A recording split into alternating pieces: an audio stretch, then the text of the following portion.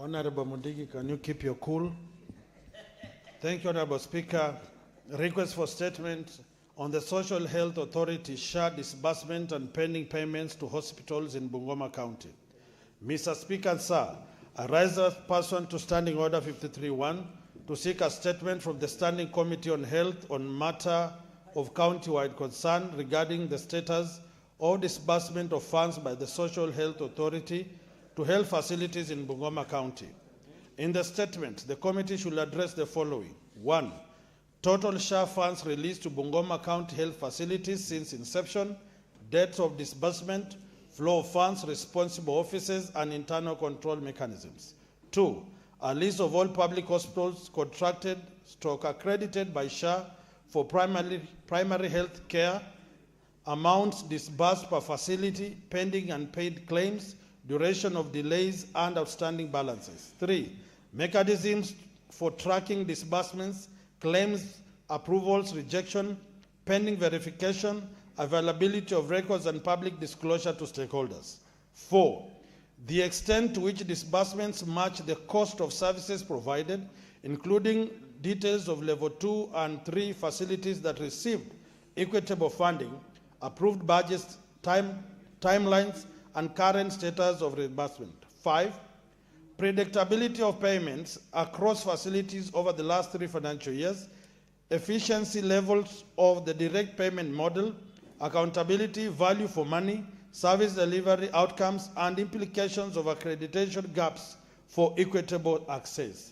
Thank you, Honorable Speaker. Senator Wafula Wakoli, CBS MP. Thank you. Senator for Nairobi City County, the Honorable Edwin Sifuna.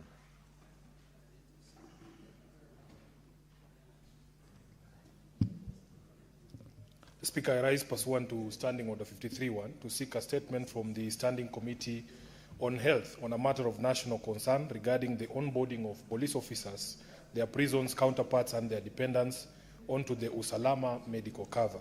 Mr. Speaker, members of our security services operate under uniquely demanding conditions, exposing them to occupational risks that are unlike those in any other profession. It is therefore essential that their medical cover be tailored to these realities. The transition from the consortium of private providers to the Usalama medical scheme must safeguard national interest by ensuring that their benefits are not diminished but strengthened. A well-supported police and prison service is the backbone of public safety, and robust medical cover directly enhances professionalism, efficiency, and morale in service to the nation. In the statement, therefore, the committee should address the following. Number 1, details of the cover frameworks for police and prisons officers under the new Usalama medical scheme, including the scope of coverage, specific provisions, and any exclusions in the cover that may affect officers or their dependents. Number 2, a comparison between the Usalama scheme and the previous consortium-based cover, highlighting improvements, differences, and the rollout process to officers and their families. And lastly, Honorable Speaker, the strategies in place by the State Department for Medical Services to resolve complaints and address concerns raised by officers regarding the adequacy and the implementation of the new cover. I thank you, Honorable Speaker. Senator Hamida Kibwana. The statement is dropped. Senator for Taita Taveta County, the Honorable Maruma. Thank you, Mr. Speaker, for this opportunity to seek for a statement on Bachuma Disease-Free Zone, Livestock Center in Taita Taveta County. Mr. Speaker, sir, I rise pursuant to Standing Order 53-1 to seek a statement from the Standing Committee on Agriculture, Livestock and Fisheries on a matter of county-wide concern regarding the Bachuma Disease-Free Zone, Livestock Center in Taita Taveta County. In the statement, the committee should address the following. 1, the ownership status of the land on which the Bachuma Livestock Center is situated, with provision of the relevant ownership documents. 2, the data at the center, including stock data, cattle, sheep, goats, and other animals, and its contribution to livestock development in the county. 3, the market targets, commercial objectives, and value chain opportunities associated with the center. Mr. Speaker, I have another one on registration of elderly persons and persons living with disabilities. Mr. Speaker, I rise pursuant to Standing Order 53-1 to seek a statement from the Standing Committee on Labour and Social Welfare on a matter of county-wide concern regarding the non-registration of elderly persons and persons living with disabilities in Taita Taveta County since August 2023. In the statement, the committee should address the following. One, the reasons for the suspension of registration of persons, of elderly persons and persons living with disabilities in Taita Taveta County since August 2023. Two, the government policy framework governing the registration of elderly persons and persons living with disabilities. And three, the measures in place and timelines for resumption of the registration exercise in Taita Taveta County. I thank you, Mr. Speaker.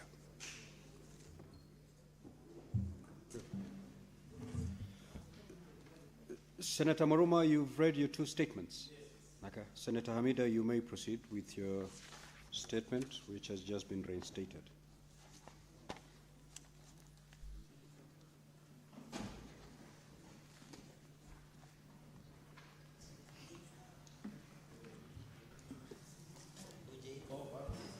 Thank you, Mr. Speaker. My statements regarding the Chairperson of Ethics and remarks by the Chairperson of Ethics and Anti-Corruption Commission. Mr. Speaker, sir, I rise pursuant to Standing Order 53-1 to seek a statement from the Standing Committee on National Cohesion, Equal Opportunity and Regional Integration on a matter of national concern regarding recent remarks attributed to the Chairperson of the Ethics and Anti-Corruption Commission, EACC. Mr. Speaker, sir, the statement of Bishop retired Dr. David Oginde, EBS, Chairperson of Ethics and Anti-Corruption Commission, that women are increasingly becoming major drivers and facilitators of mega corruption scandals, yet at the lower levels, they are the victims. It is misleading. Internally, inconsistent and risks and entrenching harmful stereotypes, portraying women simultaneously as primary perpetrators and victims distorts public understanding rather than strengthening the fight against corruption. Corruption is a systemic challenge that cuts across all genders and institutions. To single out women without clear, publicly sustained evidence undermines fairness, accountability, and inclusivity, while discouraging women's participation in governance at a time when gender equality is a national priority. In the statement, the committee should address the following. One, whether empirical data or credible research exists to substantiate the claims made by the Chairperson of the Ethics and Anti-Corruption Commission, EACC. Number two, the measures in place to ensure that public office holders communicate responsibly and on the basis of evidence, particularly on sensitive matters relating to gender. The last, but not the least, the steps being taken to strengthen the fight against corruption through institution reforms and accountability mechanisms without attributing criminal conduct to any specific gender. I thank you, Mr. Speaker. The Senate Majority Leader.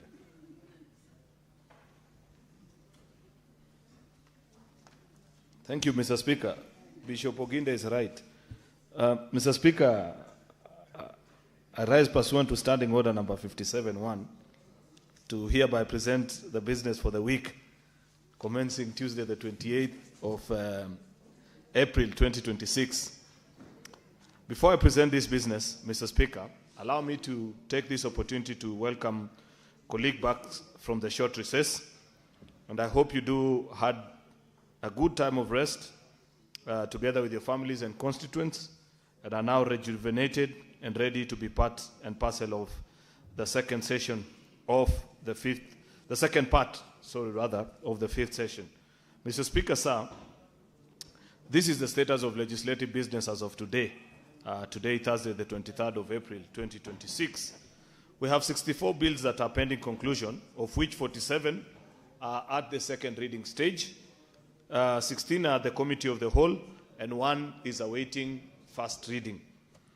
14 motions are pending conclusion. 17 petitions are pending conclusion by respective standing committees. Of these petitions, 15 are due for reporting, and 492 statements pursuant to Standing Order number 53-1 are under consideration by the respective standing committees.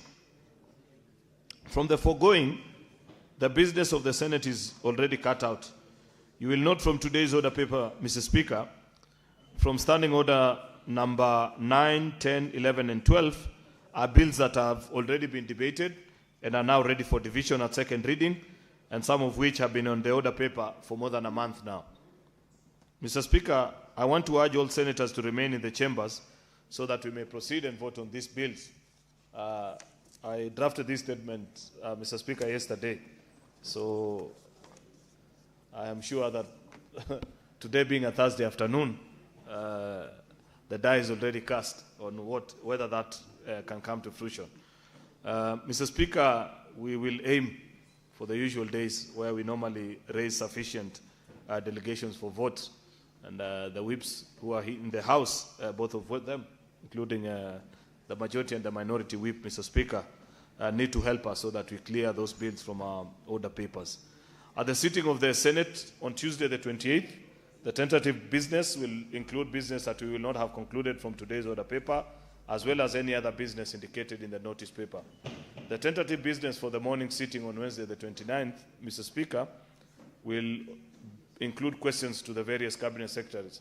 Yesterday, Mr. Speaker, we had a lengthy session with the 2 cabinet secretaries for Interior and Health, Mr. Speaker. And I am surprised, Mr. Speaker, with how, in fact, some of the approvals, Mr. Speaker, because this includes your office as well as the clerk's table.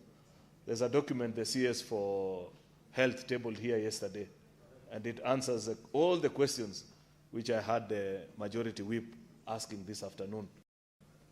Mr. Speaker, maybe perhaps you can say the statement was approved before that document reaches the clerk's table. Next week, we'll have the CS for Labor, the CS for Mining, and the CS for ICT, who will be responding to various questions by different members. In this regard, I want to request that the senators who filed those questions to the 3 cabinet secretaries to ensure that they're in the chamber, Mr. Speaker, because much as it is possible to request a colleague to ask a question for you, they don't have the background of why you asked that question. If you observed yesterday, Mr. Speaker, for example, when the CSs were responding to statements, or questions rather, from the people that had been asked to ask on behalf of those who drafted the questions, Mr. Speaker, after the response, you could see that those who had asked the questions were ill-prepared to ask any supplementary questions. And that's why it is important, members, that when you draft a question, find time to come and listen to the response so that you can interrogate the CS even further beyond the answers that they bring to the House. The tentative business for the afternoon on that day will include any business we will not have concluded on Tuesday. Some of the business, Mr. Speaker, that is at the second reading include the County Government State Officers Removal from Office Procedures Bill, the County Government's Amendment Bill, the Street Naming and Property Addressing Bill, County Government Laws, the National Construction Authority Amendment Bill, which is, the debate is going on. It was moved yesterday by Senator Eddy. And there are various bills that are the Committee of the Whole, which include the Heritage and Museums Bill, Statutory Instruments, County Hall of Fame, and so on and so forth, Mr. Speaker. There is also a motion, Mr. Speaker, on delinking junior secondary schools from primary schools. I don't know what that intends to achieve, Mr. Speaker, but we will listen to the wisdom of the mover, Mr. Speaker. The projected business for Thursday will include any that will not have concluded. Mr. Speaker, I'd wish also to bring to your attention that there are many bills which the Senate has concluded and are presently before the Assembly. Mr. Speaker, I'll wait for you to finish with the party leader of the ODM party, then before requesting you. No, I need the attention of the Speaker, not the House, because it is the Speaker that can resolve this matter for us. Yes, the ruling party, ODM.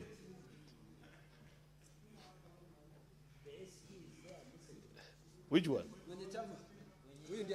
No, his certificate is fake, the original one.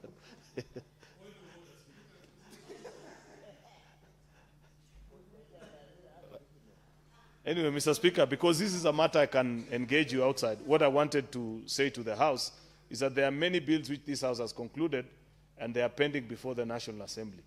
I have today about 4 or 5 bills from the National Assembly, Mr. Speaker, which are on my desk and I have refused to process, Mr. Speaker, because the speed with which, as a House, we conclude business from our sister House is not commensurate to the speed with which they conclude business from this House, including very important business, Mr. Speaker.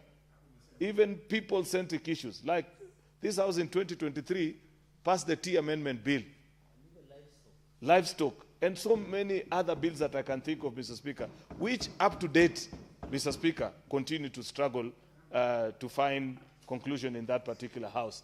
Mr. Speaker, I believe that you're the only one who can resolve this matter. I know you had written to Senator Moses Wetangula, the Speaker of the National Assembly. I want to plead with you, Mr. Speaker, that you treat that matter with the urgency it deserves.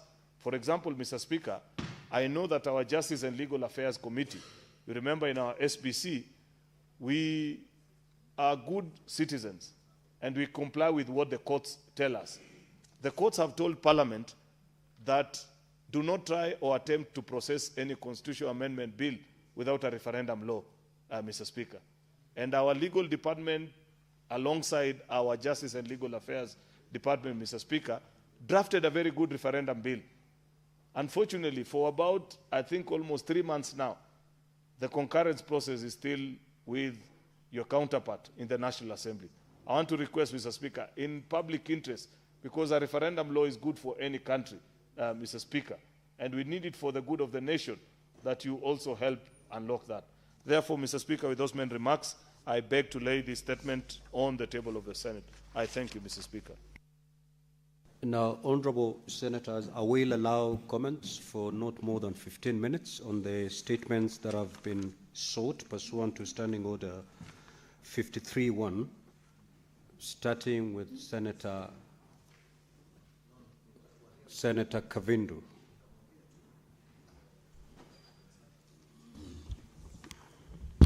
Thank you, Mr. Speaker, for giving me this opportunity to comment on the statements that has been read.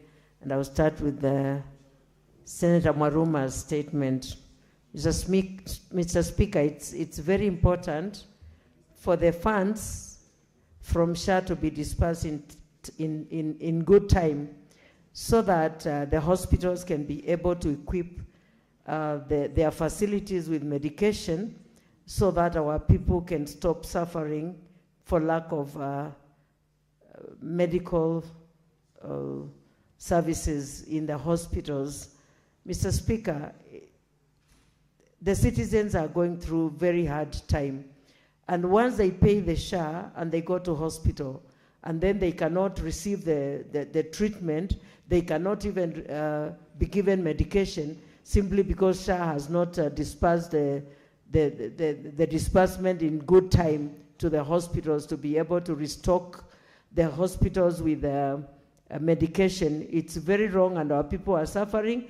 And so I really support this statement, and I pray that the Committee of Health will deal with SHA in the right manner, that they'll be able to do that. And Mr. Speaker, especially the PWDs, also registration of PWDs, they should be facilitated. Some of them cannot even be able to travel by matatu because they are totally disabled, and the people who live with them cannot even afford to hire a taxi or anything to take them to hospital. So Committee of Health should look into that and deal with the CS so that the doctors can move to where the PWDs are, especially the elderly.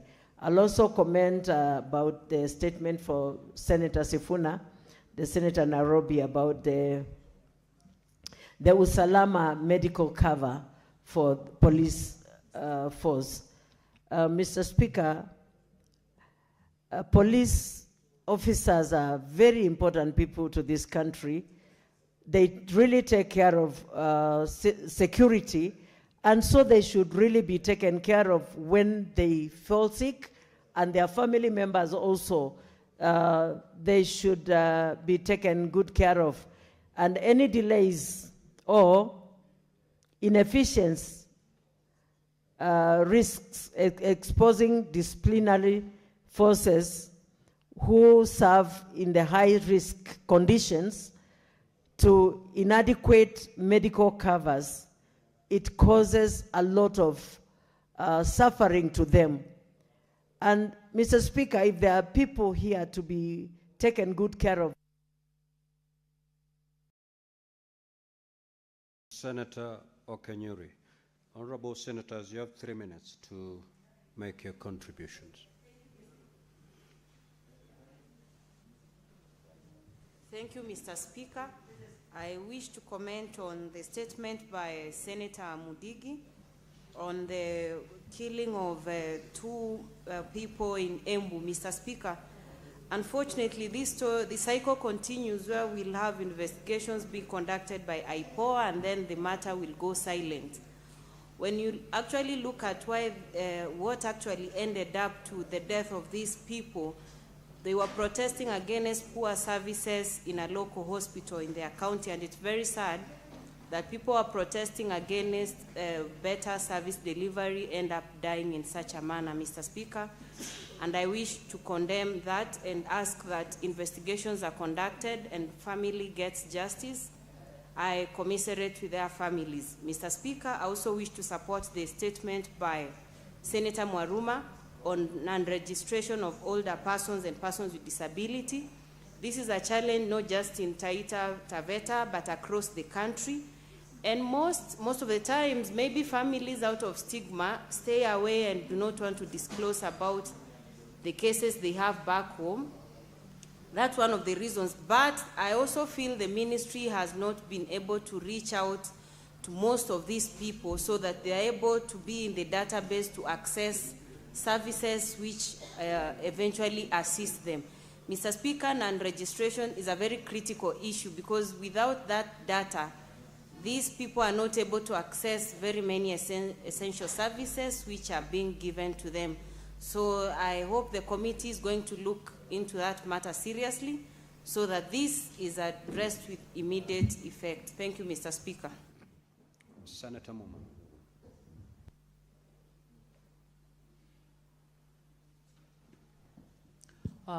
Thank you, Honorable Speaker, for the opportunity to contribute.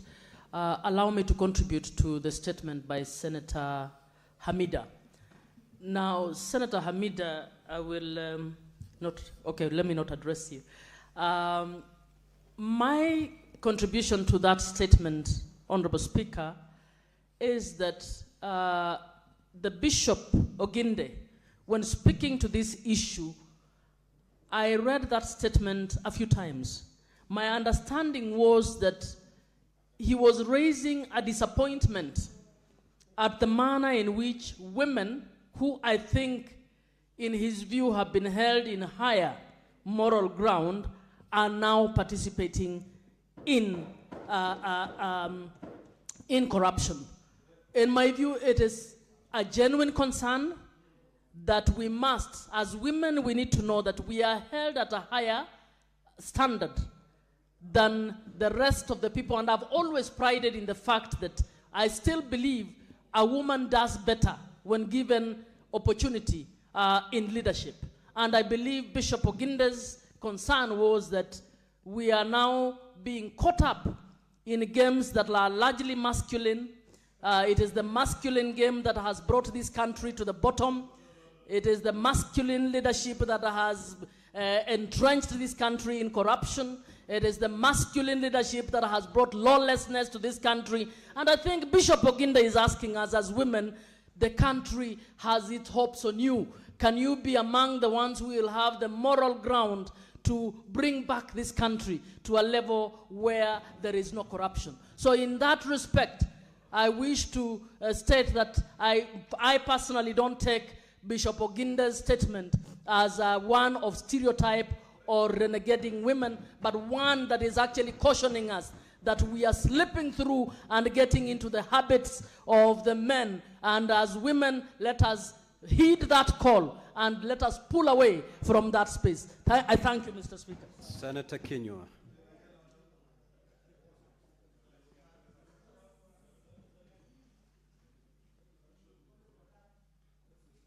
Asante Bwana Spika kwa kunipa fursa hii. Nasimama kuchangia taarifa iliyoletwa na Seneta wa Embu, Seneta Mundigi, kuhusu kuwawa kwa Morris Joe Njoka na Patrick Kariuki Munene waliokuwa wakifanya maandamano ya amani wakitafuta wawe na huduma bora katika hospitali ya umma ambayo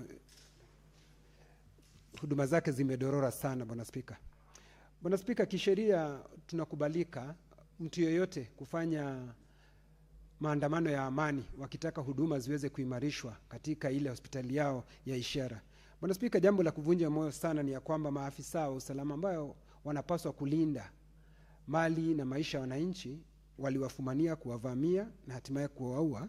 Kwa hivyo kamati ambayo inahusika inapaswa iliangazie hili jambo, Bwana Spika, kwa sababu limekuwa ni jambo la mazoea kwa maafisa ambao wanapaswa kulinda mali na maisha ya wananchi kuwavamia na kuwaua wananchi wale ambao wanaolipa ushuru, Bwana Spika. Lakini Bwana Spika, yote 9-10, ninaposoma taarifa hii ninaona ya kwamba huduma zimedorora katika hii hospitali ya ishara. Na tumekuwa tukisema mara si moja ya kwamba magavana wamezembea katika kazi zao. Lakini Bwana Spika, ni kinaya kwa sababu nimekuwa nikimsikiza seneta mwenzangu akisema vile ambavyo governor wa Embu amelivalia swala njuga kufanya maendeleo pale Mbere.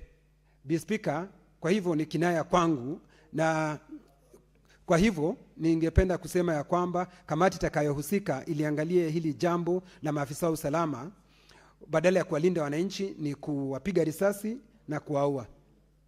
Bwana Spika, vile vile kuna taarifa ambayo imeletwa na seneta wa Nairobi kuhusu bima ya matibabu ya maafisa hawa usalama. Bwana Spika, tukiwa tunaangalia taarifa ile, Bwana Spika, ni vizuri tujue askari wetu wanafanya kazi katika maswala ama katika sehemu ambazo ni ngumu zaidi wanapofanya hii kazi yao, Bwana Spika. Kwa hivyo bima hii inapaswa ishughulikie maslahi yao, ikizingatia kwamba kazi wanayoifanya si kazi ya kawaida kama wale watu wengine, Bwana Spika. Wanafanya kazi kwa masaa mengi, wanafanya kazi ambayo inahatarisha hata maisha yao. Kwa hivyo hii bima inapaswa iangazie familia zao, wakijulikana kwamba maafisa wa usalama wanafanya kazi ambayo ni tofauti kidogo na kazi nyingine ambayo inafanywa na nchi wa Kenya, Bwana Spika. Kwa hivyo nataka kumpongeza seneta wa Nairobi, hata ijapokuwa hawa wanawatushutumu maafisa.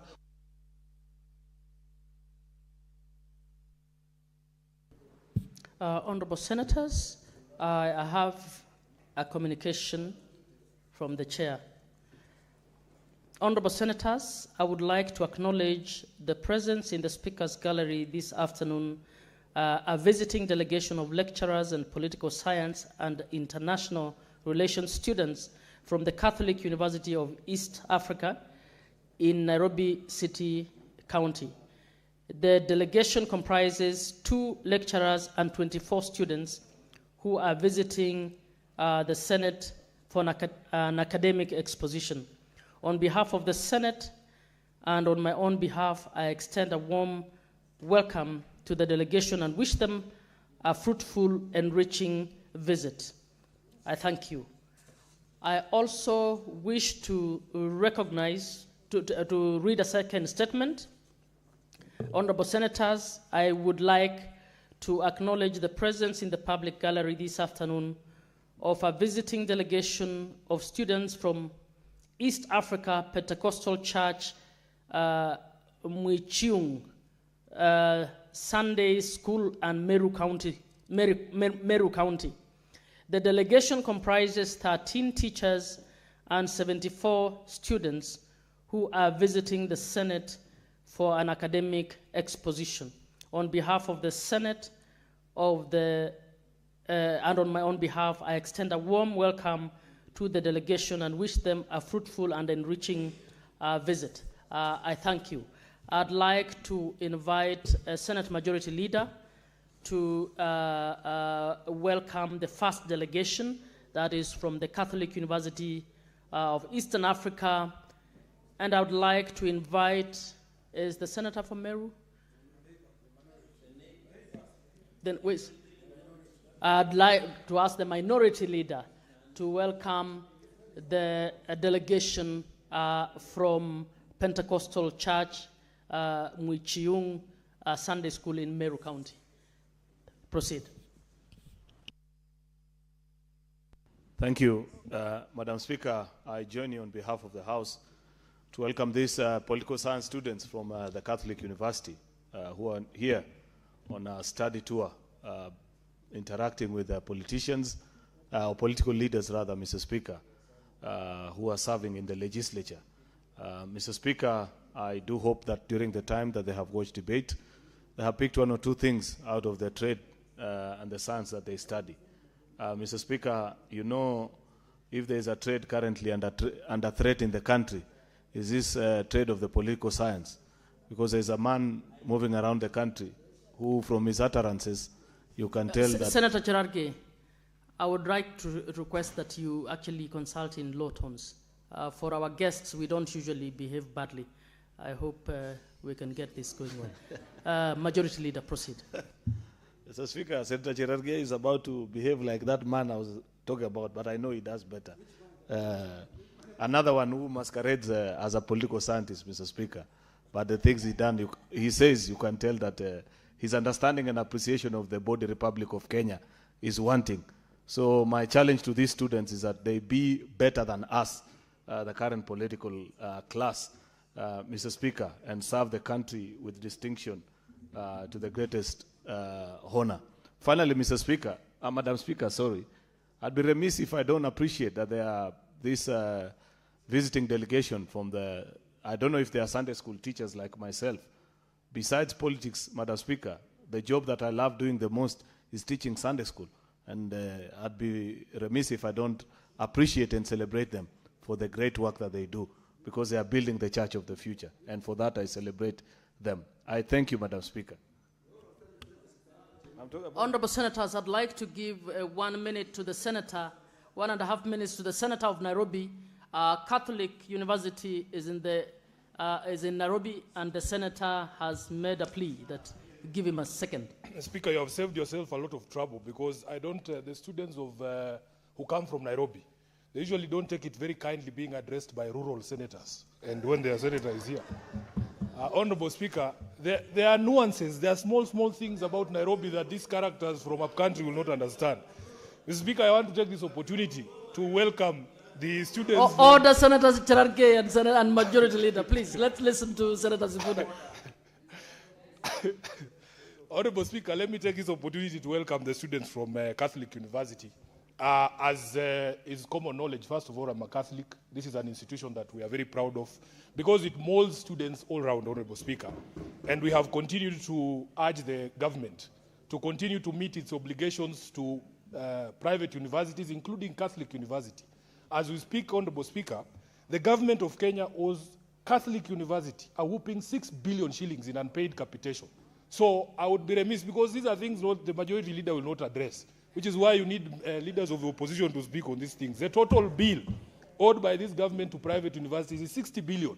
We want that institution to be paid that money so that Honorable Speaker, these students can continue to enjoy good facilities and good education at the Catholic University. I want to disclose also that I have a final year student from the Catholic University working in my office as an intern, Honorable Speaker. And she's a fine lady. We're hoping that she will be able to graduate this year and, you know, release her as a good citizen into the public. So with those many remarks, I thank you, Honorable Speaker. And at this juncture, this is where you know senators from Nairobi are different. We will meet outside there as the team from Nairobi. There are things this majority leader cannot do, that the senator of Nairobi is very capable of doing. Thank you, Honorable Speaker. Honorable Senators, I will just give Hamida 1 minute only. Hamida is a current student at Catholic University, and I think it's only fair we give her 1 second. Mr. Speaker, karibuni sana, Madam Speaker. I want to also welcome you, my fellow comrades.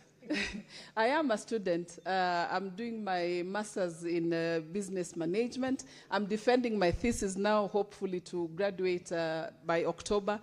I really appreciate, to seeing you here. And some of you, of course, will be, sitting on the same seats that we are sitting now. So it's good to feel, to have the feel of the Senate or the Parliament.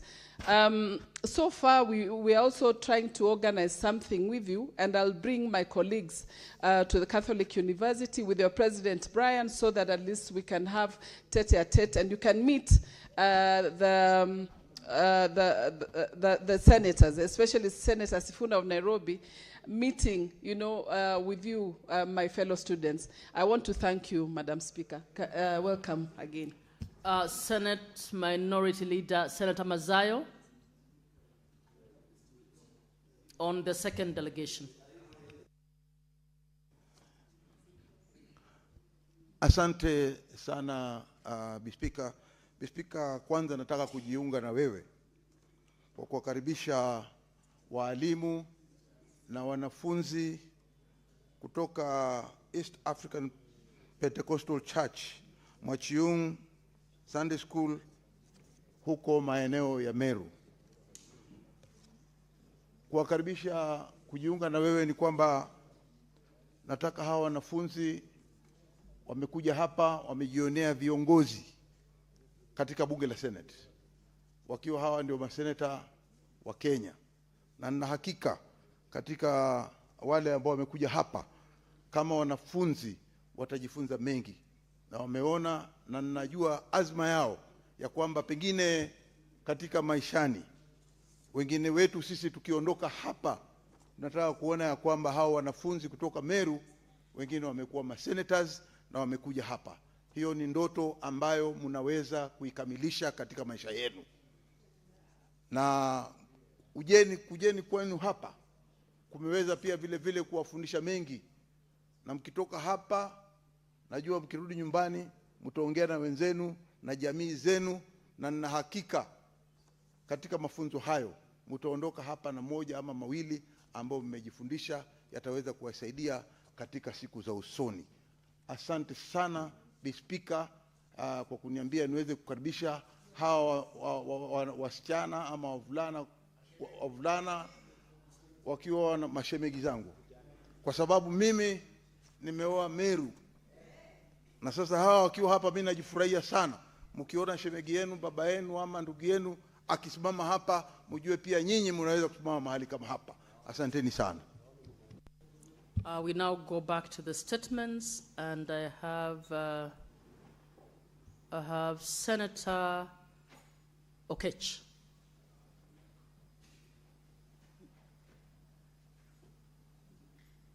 Senator Sifuna, you actually dropped off, but I think because of this other. Senator Sifuna, I'm sorry. Yeah, Speaker, the system still logs me out once you give me an opportunity to welcome the students. But I wanted to very briefly touch on the statement by Senator Mundigi. Honorable Speaker, it was quite heartbreaking that we lost another 2 young people in Ishiara, in Embu County, arising from peaceful protests. As Senator Kinyo has pointed out, Patrick Munene was only 21 years old, Honorable Speaker. Maurice Njoka was 32 years old. These are young lives that have been cut short very unnecessarily, Honorable Speaker. And the problem of service delivery in Embu hospitals did not start yesterday. I'm sure, Senator Mundigi, you know the conversations that we've had with you and your governor in the Committee of Public Accounts. There was, in fact, another protest just the other day at Runyenjes Level 4, and this time they were protesting the lack of a male maternity ward, not maternity, a male ward in Runyenjes Level 4 Hospital. So, Honorable Speaker, as you have noticed these days, I no longer discuss the expired MOU with ODM and UDA, because one of the things that we had written in that expired MOU was that the government of the day would respect the right to peaceful protest under Article 37. Our expectation would be that, or was when we were signing that document, that no other person needed to die exercising their rights under Article 37. These two deaths bring the number of people who have been shot by police during demonstrations, Honorable Speaker, since we signed that MOU last year, to over 30 people that have been killed at the hands of the police. And the problem we have is that immediately such things happen, you start hearing people talking about compensation. There is no replacement of value for life. I have seen some proposals saying, oh, the people who have lost their loved ones should be paid 2 million shillings. 2 million shillings for a life, Honorable Speaker. That is what we are talking about. And we are looking for the money that we have been promised for compensation. We're not seeing it. We want something higher, Honorable Speaker. We want accountability. We want accountability for the police officers who are doing this. This morning, this entire morning, we spent the Committee of Security with the IG of Police and the DCI. Honorable Speaker, the IG of Police told us that it is possible for you to trace and track every firearm and every bullet that is used by the police officers during this protest. How is it then possible, Honorable Speaker, that we have never seen accountability up to today for all these 30 young people whose lives have been cut short? We want to see accountability before people start discussing the issue of compensation. Honorable Speaker, we cannot go on like this. We cannot go on like this. We need the constitutionally guaranteed rights to be respected by the government, and there is no point. Nobody needs to die in a protest, Honorable Speaker. I am happy that at least at Runyenjes Hospital, there was no one who was shot. The police need to exercise restraint, Honorable Speaker, and nobody should be blaming the victims. I have had some leaders trying to insinuate that the fault is with the protesters. They were protesting poor service delivery at these hospitals. Nobody needs to die protesting over their rights, Honorable Speaker. I thank you. Senator Fonandi, Senator Cherargei. Thank you, Madam Speaker. First, I want to send my deepest condolences to the families of Maurice Njue Njoka and Patrick Kariuki Munene. So, Speaker, it is very unfortunate that the bullet that is purchased by the taxpayers' money is the same one that has made them be killed, Madam Speaker. Madam Speaker, and this is the point, the Ishara Level 4 Hospital. Madam Speaker, it would not be enough to refer this matter to only National Security Committee. It should also the Health Committee, because on the issue of Runyenjes Level 4 and Ishara Level 4 Hospital, it's similar issues. It's poor service delivery, lack of drugs, lack of medical services, Madam Speaker. Therefore, I want to appeal that if you could also include the Committee on Health so that we can check the quality of facility services that we have in Embu, because it's very unfortunate, Madam Speaker, that Embu continues to have these demonstrations. They have a right, Madam Speaker, under Article 37, that they have a right to demonstrate, to demand for their rights as it should be. And I want to thank Senator Dr. Mundigi for being steadfast and supporting his own people whenever they are being touched, Madam Speaker. Madam Speaker, the final point I want to make is on IPOA. Independent Policing Oversight Authority, Madam Speaker, must up their game. I think we have seen IPOA only appearing as reactive body, Madam Speaker. And I want to call upon, today we were with the Inspector General of Police, and some of the members of Security Committee are here. I don't know whether all of them are here, but I think Senator Sifuna is a member of Security Committee. You must call IPOA. Madam Speaker, 2 years down the line, the young man that was beaten in Nandil's town by the police of Anti-State Police Unit have never been arrested or prosecuted, Madam Speaker. There were people that were killed in Kimwani, in Tindre sub-county. They have never been prosecuted up to today, Madam Speaker. What is the work of IPOA? If IPOA does not want to function, we should wrap it up, Madam Speaker. And therefore, Madam Speaker, I heard Senator Sifuna saying that we cannot compensate. I want to inform him. I know he has been busy with Linda Mwananchi issues. The Kenya National Commission on Human Rights has come up with a report on how Kenyans who are killed in demonstrations are going to be demonstrated. I think to him, what is expired is because he left ODM. But Madam Speaker, and they must be compensated, they will be compensated. I want to inform him that UDA and ODM just met in State House. The 10-point agenda is still on course. I think he should now preoccupy himself with Linda Mwananchi issues, and we'll see if we will do it in Vihiga and Kisumu, Madam Speaker. But the point I'm trying to make, this 10-point agenda should be implemented fully. And we have agreed, Madam Speaker, that a combination, what is the least that we can do? Madam Speaker, therefore, I support this statement, and if there are men enough, waende Vihiga na Kisumu. What is your point of order? Proceed, Senator Sifuna. Madam Speaker, you know I am not one to fret because somebody is asking whether I am man enough. You know, the Senator for Nandi cannot utter the words that he uttered at the point when he was concluding his remarks. It's an open threat to a member of this House. He's asking us to demonstrate that we are men enough to go to Vihiga and Kisumu. Honorable Speaker, in that conversation in the morning with the police, we agreed that we want to build a country where everybody is free to sell their policies anywhere in this country. I want to assure the Senator of Nandi, just a minute and then you'll inform me. I want to assure the Senator of Nandi that, yes, the Senator of Nandi is welcome to sell his policies anywhere in this country. You're welcome to Nairobi, you're welcome to Bungoma.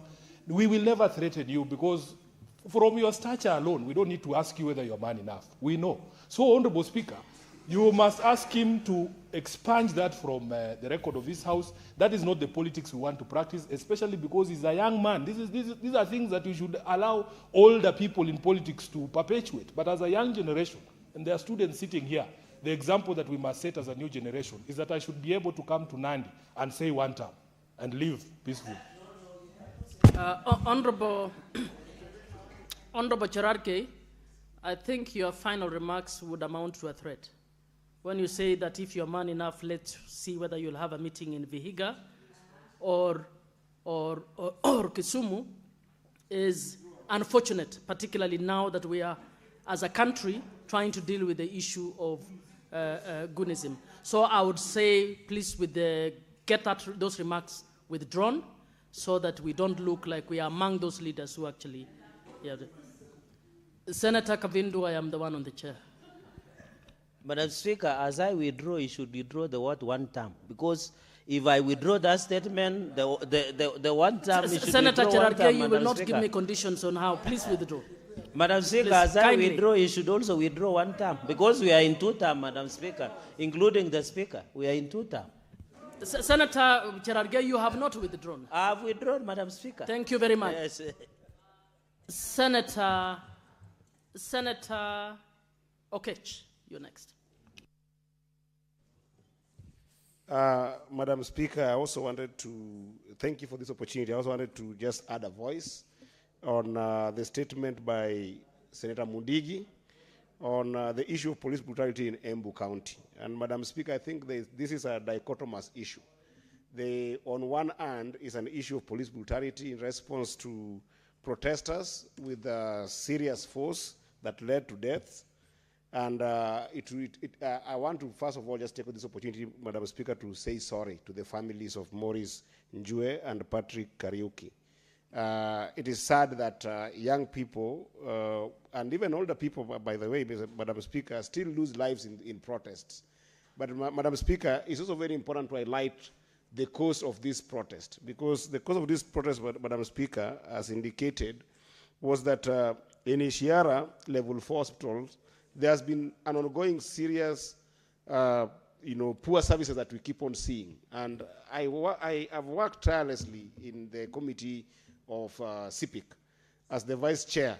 And this is something that we have raised time without number, because level 4 hospitals in Embu County, as well as level 5, Madam Speaker, have had serious problems. So there is an issue here that we must address of service to our people in these hospitals that now even hesitates our people to go to the streets. I've seen this even in Migori County, Madam Speaker, and I've raised it in this house time without number.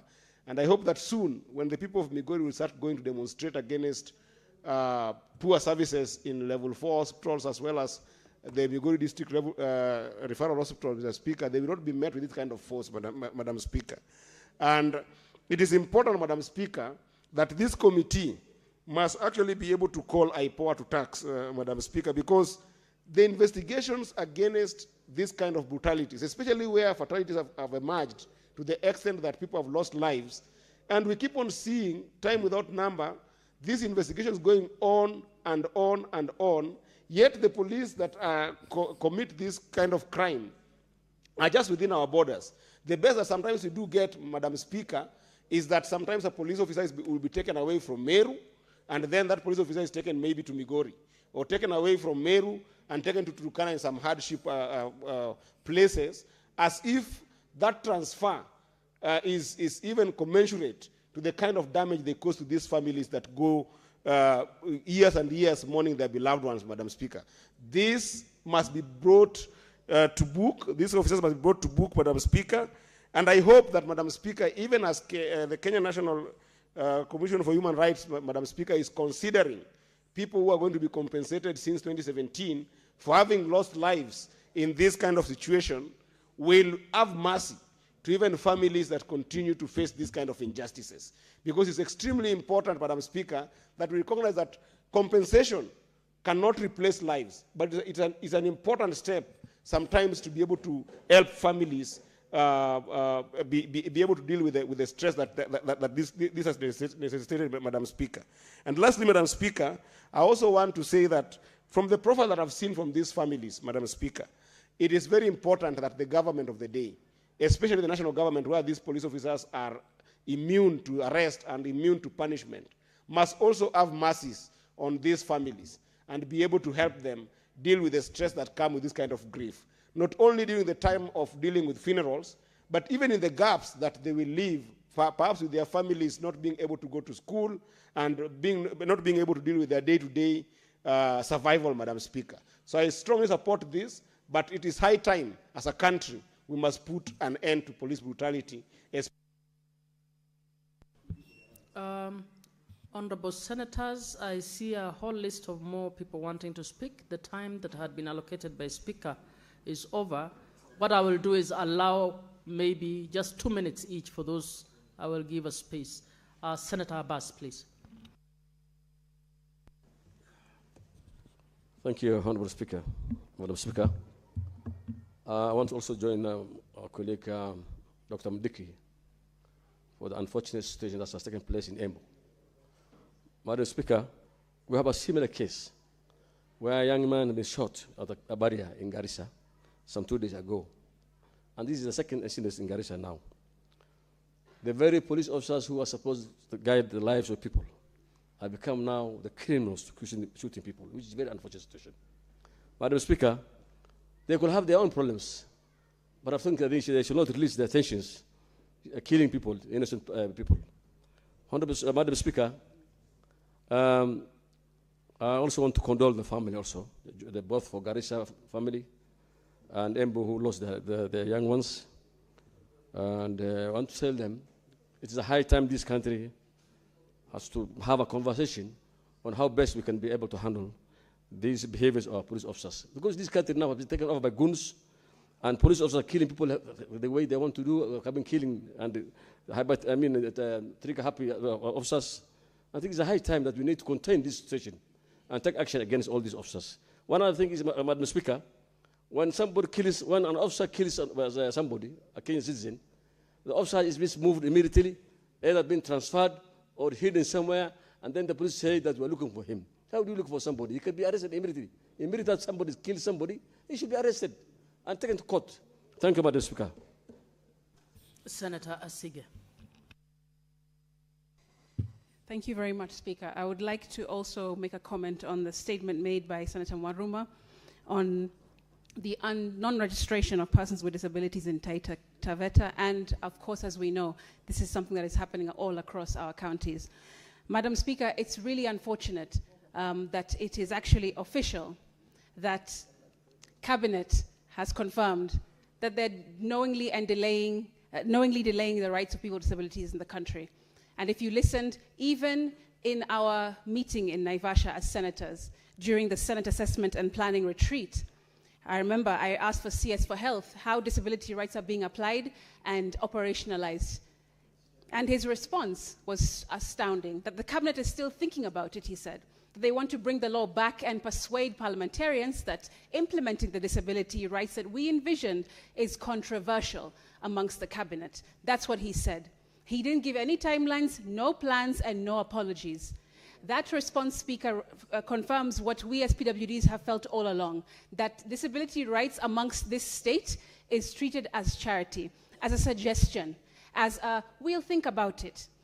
Madam Speaker, this is absolutely wrong and is in direct violation of our constitutional rights as people with disabilities. And what Senator Mwaruma has said is supporting exactly what I had feared all along. Madam You Speaker, have 40 seconds more. Speaker, when we passed that law in this House, as well as Parliament, the Assembly, we were hoping that the state would actually do something about it. But a year later, this year, May, will be a year after, they have done nothing. There are 8 million people, majority Speaker, with disabilities in the country, according to WHO. But only 900,000 have been actually recorded in the country. That means that there are over 7 million PWDs that are not recognized by the state.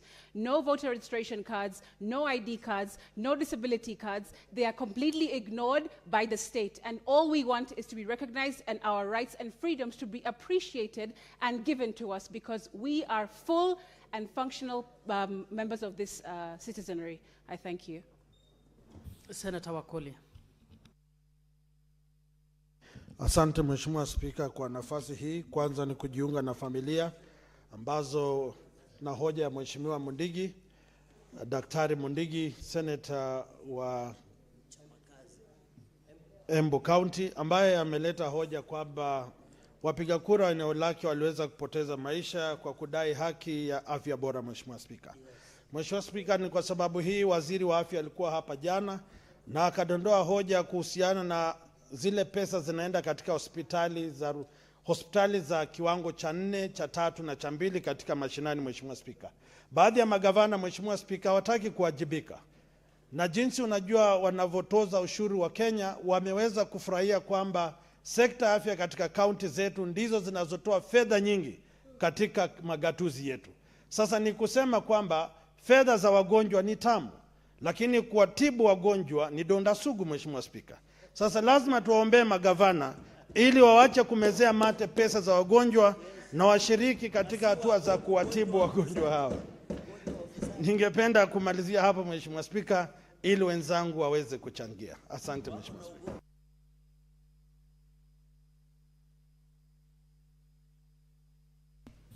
Senator Mogeni.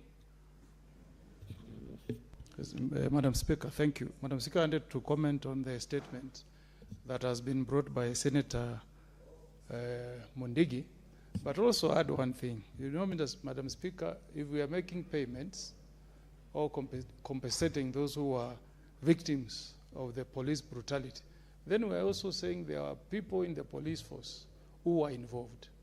So if we are making payments, we should at the same time be seeing prosecutions.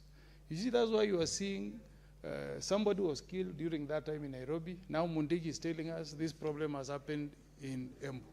Because we have not dealt with the problem within the police force.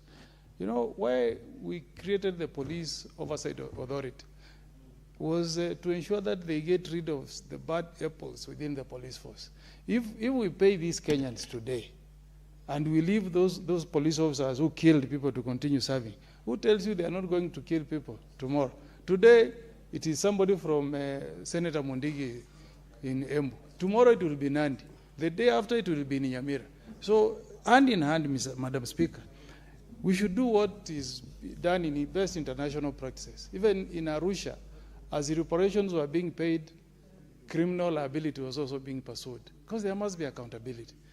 Those people who are killed are people's children, Madam Speaker. You can't tell them, we have paid you, but they don't know what happens to the person who killed those innocent children. So I'm appealing, Madam Speaker, to our conscience to push, Madam Speaker, that those who are responsible should be identified and then criminal action should be taken. Secondly, Madam Speaker, as I conclude, I wanted to comment on the statement on the SHA payments, Mr. Speaker. Our county hospitals can ground to a halt if we don't get timely payments from SHA. I want to appeal to the government, Madam Speaker, to ensure that all pending bills to our facilities at the county level are paid as soon as possible. And there is a problem of fraud at our counties. If you look at the Auditor General's report, most governors are stealing money from hospitals. They collect the money, they put it in their pocket. Like one facility in Nyamira, Nyamusi Hospital, has been put off SHA. Women giving birth are being forced to pay 4,000 shillings because SHA has blacklisted that facility because of fraud. And that report is in the Auditor General's report. How, I don't understand what happens to some governors. How do you make poor mothers going to deliver to pay 4,000 shillings for a facility that... Senator Thangwa. Thank you, Madam Speaker. I rise also to comment on this statement concerning police brutality in Embu, where 2 young men lost their lives. That is Maurice Njue Njoka and Patrick Kariuki Munene, Madam Speaker. Madam Speaker, as I rise to support this statement and ask for speedier investigation on this matter, Madam Speaker, I would want to remind this House that the man who says it is not my fight will one day fight alone, Madam Speaker. Madam Speaker, we have been here on numerous occasions raising issues on police brutality. But because we do have a mandate to defend our people, we cannot let such statements go unnoticed or discussed or enforced, despite the people who request them never say anything whenever we request such statements and whenever we ask for accountability from the police, Madam Speaker. But, Madam Speaker, this statement is a cry from the people and a cry about life, Madam Speaker. But I need, as the committee that is going to be tasked from following on this matter, Madam Speaker, we should also ask, is the IG of police, is the police department, is the National Police Service still moving on with the clarion call of shoot the leg for any demonstrator, Madam Speaker? Because you see, Madam Speaker, they could be following that clarion call, and we don't know their training. Maybe they are missing the legs and shooting elsewhere, Madam Speaker. So we would want to ask the committee to also request a statement from the presidency and the executive to denounce the clarion call, because probably the police are still using that statement, Madam Speaker, to do what they are doing today. Nevertheless, Madam Speaker, when are we going to see any arrest? Senator Ogola. Thank you, Madam Speaker, for giving me the opportunity. Madam Speaker, I would like to comment on the statement, the great statement by the Senator of Nairobi. And as I do that, Madam Speaker, I want to ask county governments why they have to punish our mothers for giving birth to humanity. It is unfortunate. Senator Omogeni, senior counsel, has just said that there's an hospital where women have to pay 4,000 shillings, Madam Speaker. Madam Speaker, that is unfortunate, that is evil, and that is being very unfair to women. Because without deliveries, we'd have no humanity, Madam Speaker. Madam Speaker, on the statement by the Senate of Nairobi, it is a statement on onboarding of police officers, their prisons counterparts, and their dependents onto the Osalama medical cover. Madam Speaker, as this statement is looked into, I would like it to be enhanced that the benefits that are to the police officers must be enhanced. Madam Speaker, the services that the police officers give citizens of this country are noble. And so anything that can be done to make them comfortable as they serve us must be done like yesterday. On the same note, Madam Speaker, there's the issue of the medical cover of teachers in this country, SHA, to be specific. It is unfortunate that teachers are only having 1,200 shillings on their outpatient cover. And yet we know in our county hospitals, Madam Speaker, even when you go for services, laboratory services alone in some of the hospitals I've visited are over 1,500, Madam Speaker. So then what is the balance the teachers would have in their outpatient cover, Madam Speaker? All this must be looked into, and our public officers must be given comfort, Madam Speaker, in the course of their work because of the services they continue to offer to our people. Madam Speaker, I support that statement by Senator Sifuna. Thank you. Senator Cheruyot. Madam Speaker, I'll be very quick. First is on this statement by Senator Okoli, and I wish Senator Omogeni was here because he has made it a habit of giving information which is misleading on the performance of SHA. Because yesterday the minister tabled a very comprehensive response to all these issues that he keeps on raising. And I really wanted him to be here so that he reads the report and perhaps give his verdict based on the things. But that's not the reason why I stood up. Mr. Speaker, I stood up to condemn the innocent shooting of these two young Kenyans in Embu County. Madam Speaker, up to when shall we as a House continue lamenting? We are leaders. We have the responsibility. It is clear to us that our police are struggling with crowd control. And we have a very serious issue where, due to their struggle, we continue to lose Kenyans every other day. Madam Speaker, this cannot be allowed to continue. Condemning alone is not enough. Showing that you're angry, speaking about it in political rallies, as some have made it, Mr. Speaker, their political agenda, but they care a hoot about what happens to the lives and the families of these young people. We must rise up to the challenge of leadership.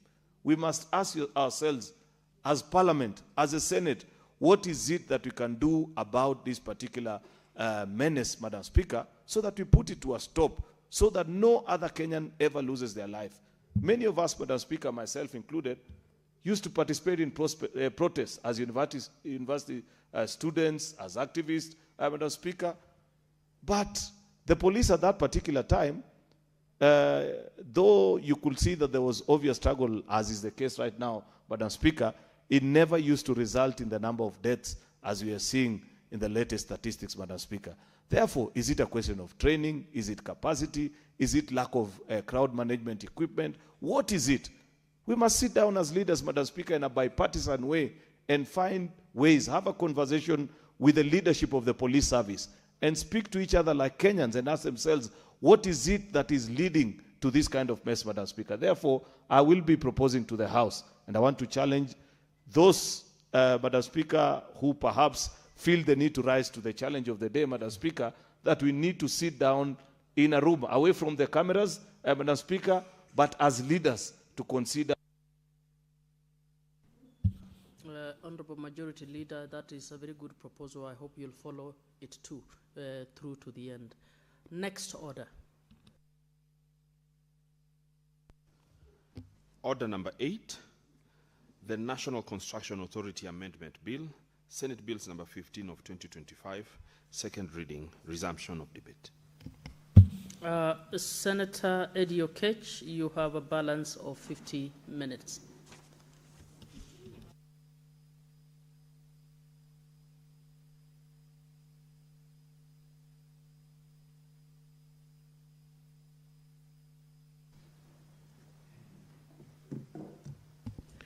I want to thank you again, Madam Speaker. And I wanted to say that this bill is one of the cornerstone bills that I hope that we can be able to pass as a House in this session. And I hope that in the spirit of what the Majority Leader said, that if it is possible to put pressure on the National Assembly to actually be able to churn out some of our bills the same way we are churning out some of the bills from the other side, Madam Speaker, it will be very critical.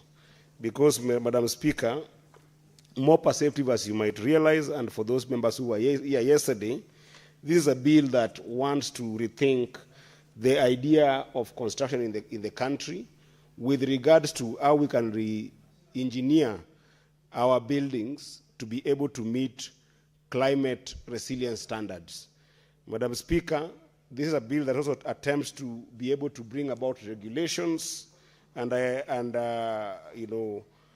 regulations and some authority in the National Construction Authority to be able to redesign and rethink the national housing code that we have so that we can start retrofitting our buildings and our general construction in the country to meet the global standards of dealing with extreme effects of climate change. Madam Speaker, in the recent past, we have seen in countries not dissimilar to Kenya, including some places like Dubai, Madam Speaker, we have seen serious effects of floods, serious effect of extreme heat, and serious effect of storms due to climate change. To the extent that, Madam Speaker, you always have an either-or situation. If it rains, you have extreme floods. There is nothing like moderate, precipitation. And if it doesn't rain, you have got extreme heat, Madam Speaker. And sometimes when people look at places like Europe, and even sometimes in the United States, and start seeing wildfires because of extreme heat, it looks so far-fetched from us as a country to the extent that some people might think that this is so way removed from us. But if it is anything is to go by, Madam Speaker, is just the flooding that we have seen in Nairobi in the recent past and across the country, Madam Speaker, to the extent that the torrential rains that we have seen in this country affected us so much that it completely disrupted the lives of our people. And there is need to recognize that climate change is real, and we must be able to go to the global standards when we start thinking about serious building in our country, Madam Speaker. And the reason why this is important, Madam Speaker, we have seen that since 1962, there hasn't been proper and critical analysis in terms of our building code. Our national housing code, Madam Speaker, is one that is wanting.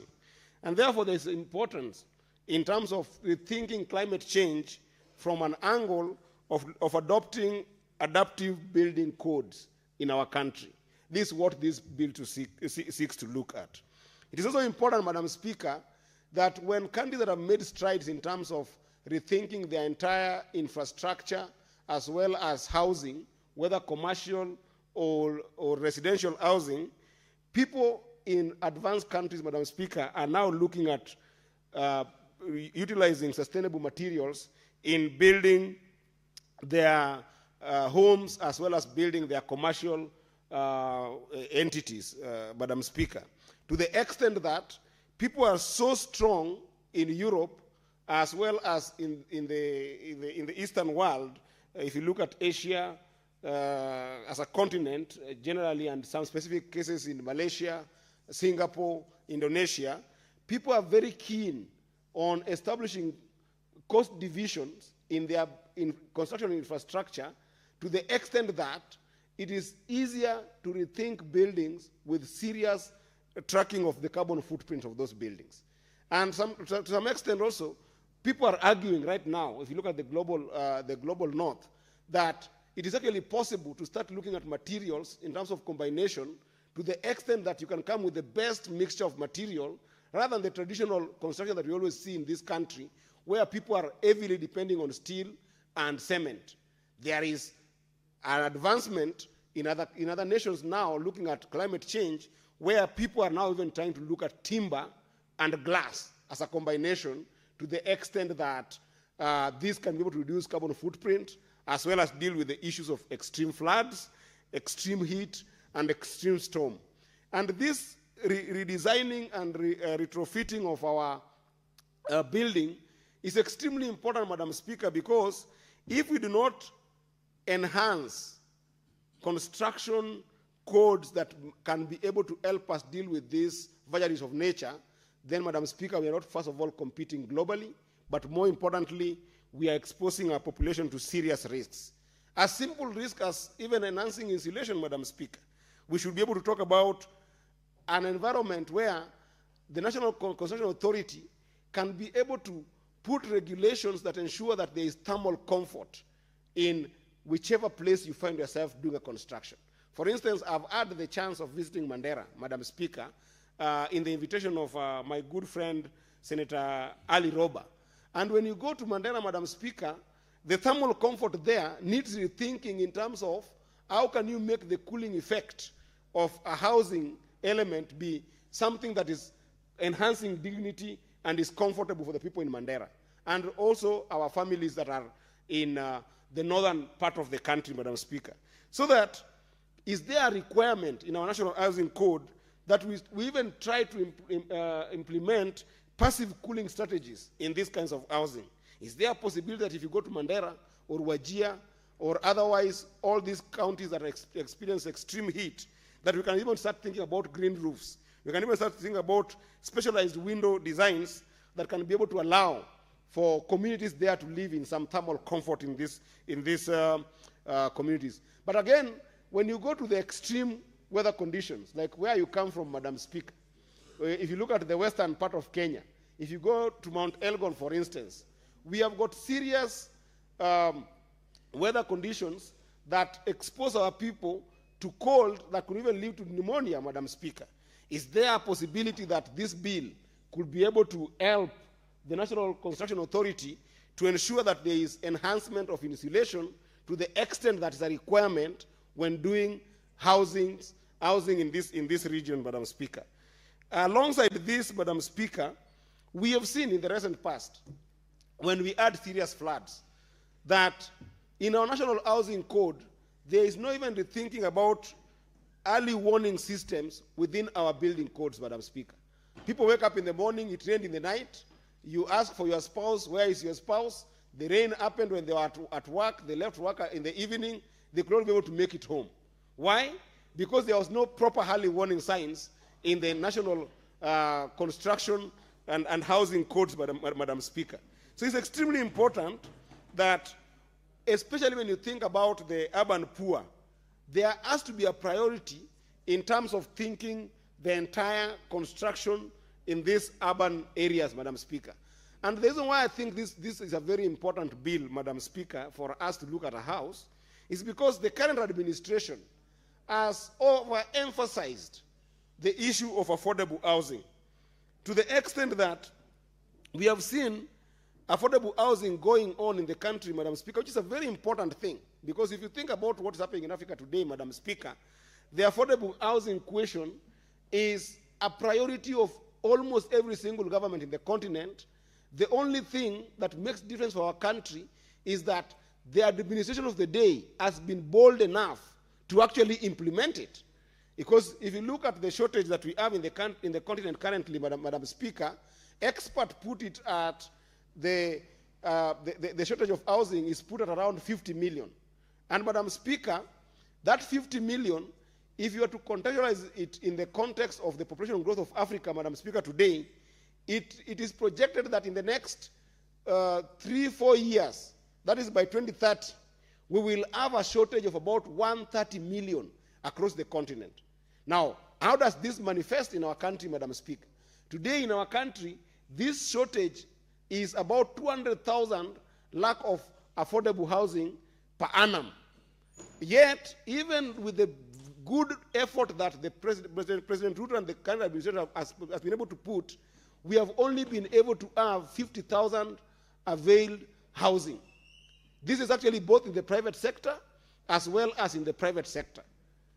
But if you look at the affordability element, Madam Speaker, out of these 50,000 houses that have been given in the private sector through mortgage and in the public sector through the affordable housing by the current administration, only 2.2% is actually affordable.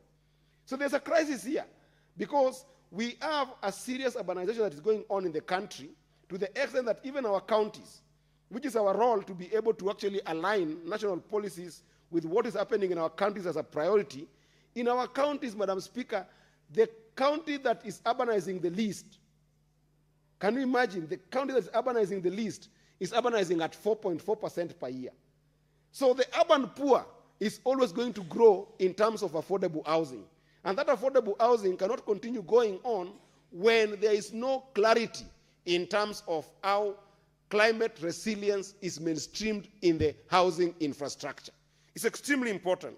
And therefore, as this program of affordable housing is going, we would want to see a bill that can be able to help the national government and the county government rethink the entire housing code, Madam Speaker, in terms of that design and construction that will make sure that even as you construct houses, Madam Speaker, and as you construct buildings, you are using materials that will be able to ensure that climate change is not an issue that keeps on affecting our people. A simple thing as what is the required foundation for some of these non-elevated areas in our country that we see mushrooming populations that are not well done, they are haphazard in the counties. Who will be able to help us regulate this kind of housing, Madam Speaker, if not this kind of law? Because even where we have got serious flooding, if you have got a housing code that requires a bare minimum kind of foundation to be put in place, kids will not be waking up in Madare or waking up in Kibra or even in Kabuto, in Migori County, where I come from. People will not wake up that because it has rained, somebody wakes up with their house flooded and they cannot be able to survive. And Madam Speaker, Mr. Speaker, I have even seen in this recent past that this does not only affect the residential places. If you go to industrial area, Mr. Speaker, you will find that a simple business that is employing so many people who go to industrial area, like a printing business, whether it's printing books or printing clothes, a printing business during the floods that we had lost 80% worth of their assets in terms of things that had been printed in these enterprises, simply because when the flood happened, it happened in the night, and during the day when they woke up in the morning and went to their shops were flooded with their goods already completely affected, soaked in serious water that could have been avoided if the National Construction Authority was very clear on what kind of housing code those commercial buildings could have been built on. And Mr. Speaker, it is also important to say that this bill will also be looking at the possibility of rethinking our infrastructural development in the context of the entire construction mechanism. Because let's face it, while you can do amazing buildings, Mr. Speaker, if you do not address the issue of proper drainage in Nairobi and proper drainage in our urban areas in the midst of construction, you are always going to face these climate hazards that we keep on facing, like what we see with the floods. We have seen this even in simple design on how waste management should be done. You cannot find a primate city today in the world, because now Nairobi is a primate city. You cannot find a primate city in the world, Mr. Speaker, that there is no proper focus on circular kind of consumption and circular control of waste management. Today in Nairobi, if you go everywhere, you will find that the best dump site that we have in Nairobi is the so-called mutaro. Somebody eats maize, it is thrown in the mutaro. Somebody, has a clothing piece that is not working, it is thrown in the mutaro. Somebody has any kind of waste, mutaro becomes their easiest dump site. What happens when this kind of rains happen? It goes without saying that the backlogs that happen in these mutaros end up affecting the entire drainage. So there is need to rethink and to retrot the entire infrastructural development in our major urban areas as we think about our national construction codes in this country, Mr. Speaker. We have also seen, Mr. Speaker, that the dangers that we're even facing now, we have got a number of pilots here. Like Senator Roba is a pilot, Senator Chute is a pilot. They will tell you that climate change is now even affecting extreme weather patterns when you go to our major airports, to the extent that sometimes approaching major airports, if you do not allow for proper dynamics of wind to these airports with the kind of buildings that we are building across the airports, Mr. Speaker, you could have extreme weather conditions that, coupled with poor housing codes that do not honor zoning, you can end up having a very big problem.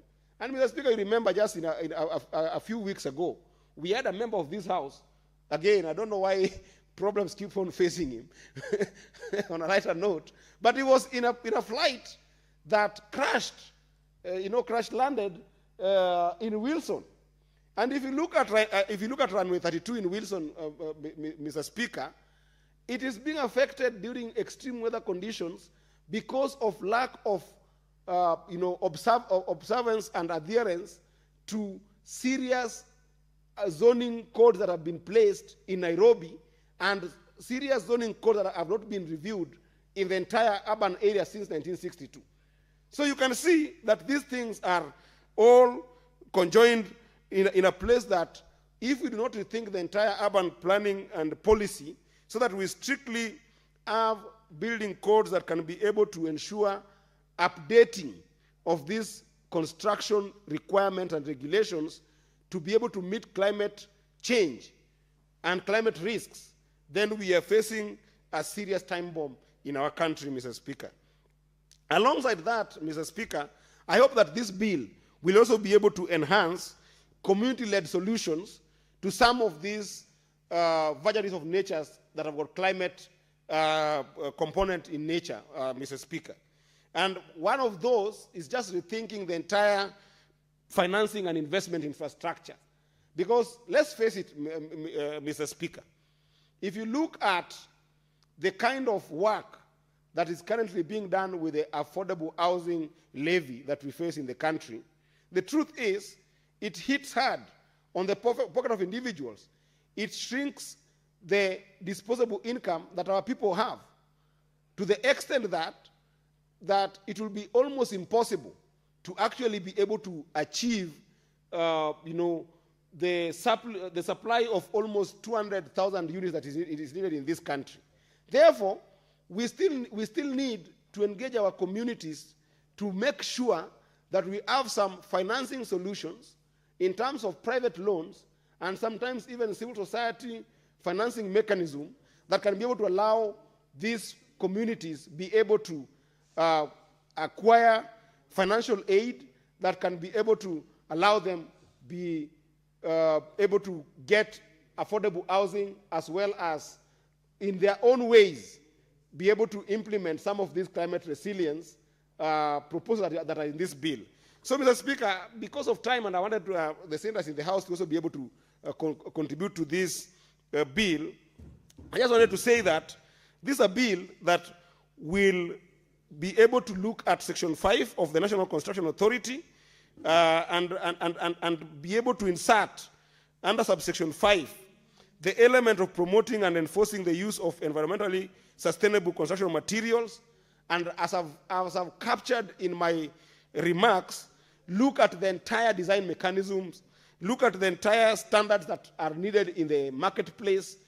If you have got standardized ways of having policy response to climate change, Mr. Speaker, then you can go without saying that the practices that are required in the implementation of those standards, Mr. Speaker, will actually be able to help us respond to the climate change risks that we are facing, Mr. Speaker. Mr. Speaker, if you look at Section 23B proposed in this bill, we are saying that if it's possible, Mr. Speaker, we can be able to rethink even the agencies that are relevant to the construction, so that there is more consultation that is happening between the authority and the agencies to the extent that is required with regards to availing the right approaches with the right climatic conditions that appear in some areas. For instance, if you're in Kisumu County, Mr. Speaker, and you are in Mandera, Mr. Speaker, the exposure to solar in those areas makes it possible perhaps to include in our National Housing Code that those places need to have solar energy systems incorporated in the buildings that we are going to establish in those areas going forward.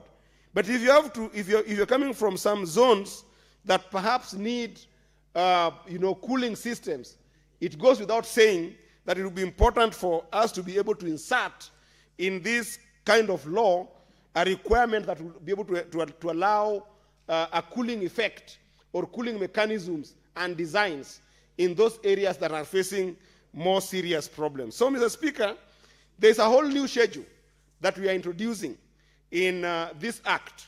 That will be the fourth schedule that has got some of the responsive mechanisms that I've been able to talk about. I will not go through all of them because certainly we have got members of this House that will also be able to contribute.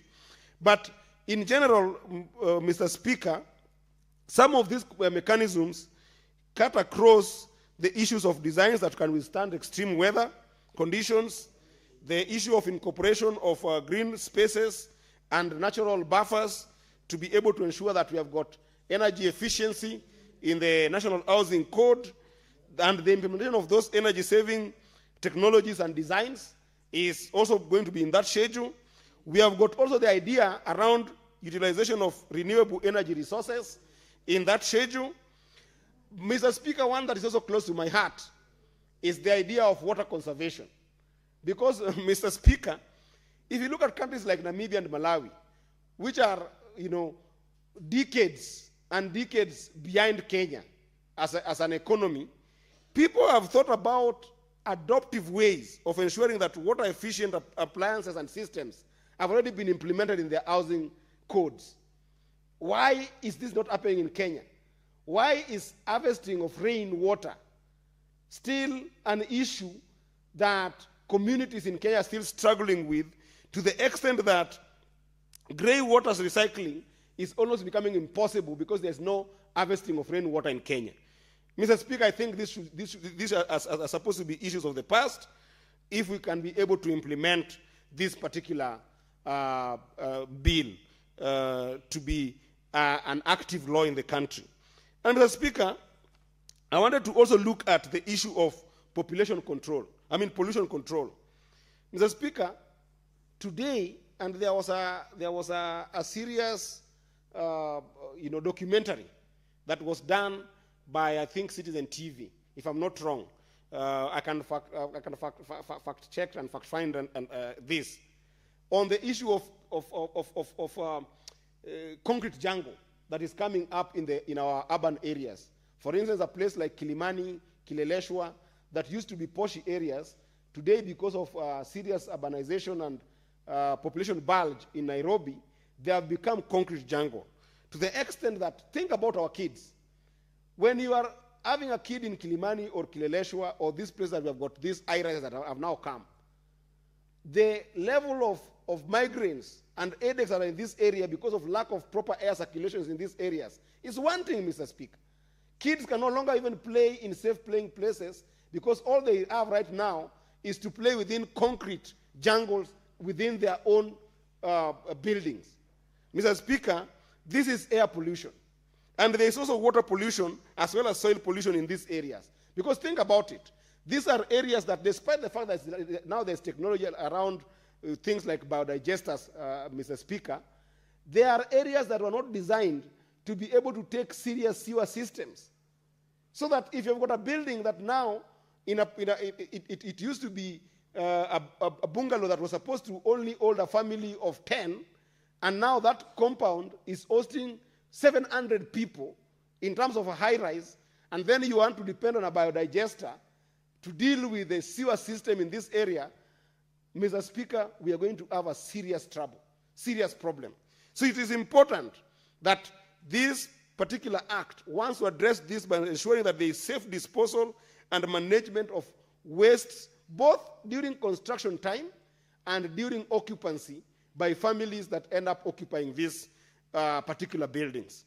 Then, Mr. Speaker, I also wanted to mention very quickly that this bill also looks at the idea of climate resilience from a biodiversity protection perspective, Mr. Speaker. It is critical that even as we think about construction in this country, Mr. Speaker, preservation of existing and the entire ecosystems around natural habitats must be protected. There has been an attempt, Mr. Speaker, to actually encroach further in the areas that have got natural habitats and have got natural ecosystems that ensure that our biodiversity is protected, Mr. Speaker. We have seen, for instance, despite the fact that the idea of Bomas is a very good one. The Bomas conference facility that is being built in the Bomas. But you can see that slowly by slowly, it is encroaching almost to the park, to the parkland that was meant for natural, habitat for our animals. Mr. Speaker, there are people who come to Nairobi City from Europe, from the United States, and even some guests from the number of countries within Africa that come to Nairobi as the only city across the globe that has got a park, a national park, right inside it. That you can come to Nairobi, go book yourself in Serena Hotel, or go to Fairview Hotel, or go to Sankara Hotel, and then in the morning, you can actually go and have a safari, have a game ride within a city.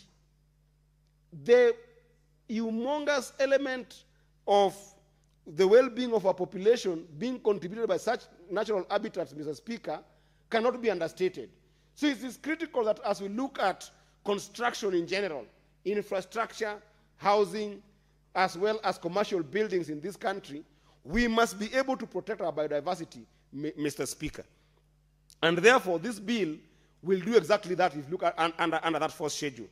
Lastly, Mr. Speaker, and I hope that Senator Cherargei is somewhere around the House, because I wanted Senator Cherargei to be able to second this bill, given that I had shared with him some of these concepts that I'm trying to explore. It is important, Mr. Speaker, that we start looking at things like health, wellness, and safety when we start thinking about housing. Because, as I talked about it in the concrete jungle, Mr. Speaker, ensuring that there is quality air is very important. But it is not only air that contributes to the well-being of our population, Mr. Speaker. Even natural lighting is extremely important in an age where we are talking about climate resilience mechanism in this country. Mr. Speaker, we have been to some of these buildings where you cannot be able to separate day and night when you go to some of these buildings that have been built in slummy areas, and even as well as these mushrooming areas that we see in this country, where people are doing buildings that are not akin at all to providing a natural light. So long as they can do maximum units, so long as they can build as many buildings as they can do, Mr. Speaker, people keep on, building these buildings without regard at all to health, wellness, and safety of our people, Mr. Speaker. And sometimes this even goes to extreme elements, to the extent that, Mr. Speaker, there are people who even use toxic materials that they're using toxic materials, Mr. Speaker, that when people in these houses end up consuming the units that they've constructed, Mr. Speaker, they end up actually consuming those toxic materials, Mr. Speaker.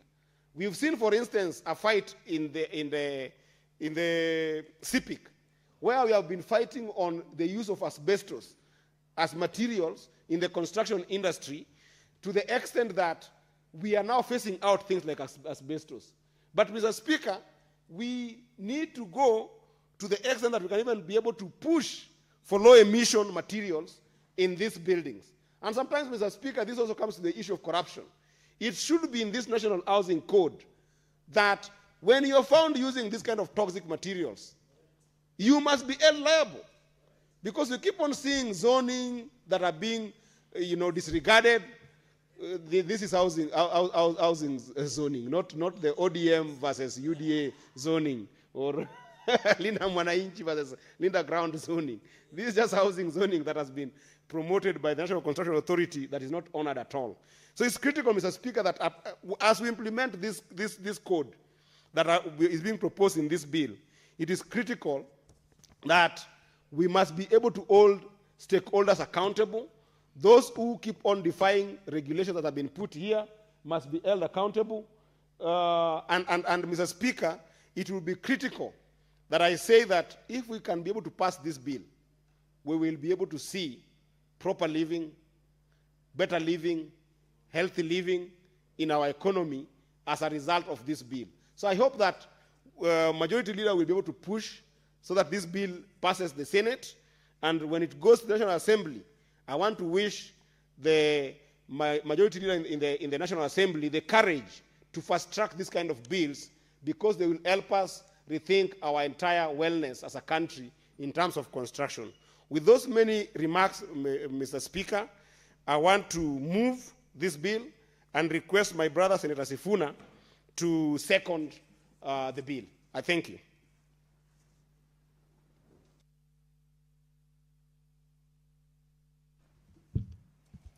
Thank you, Honorable Speaker. I rise to second the bill by Senator Eddie Okech on the National Construction Authority.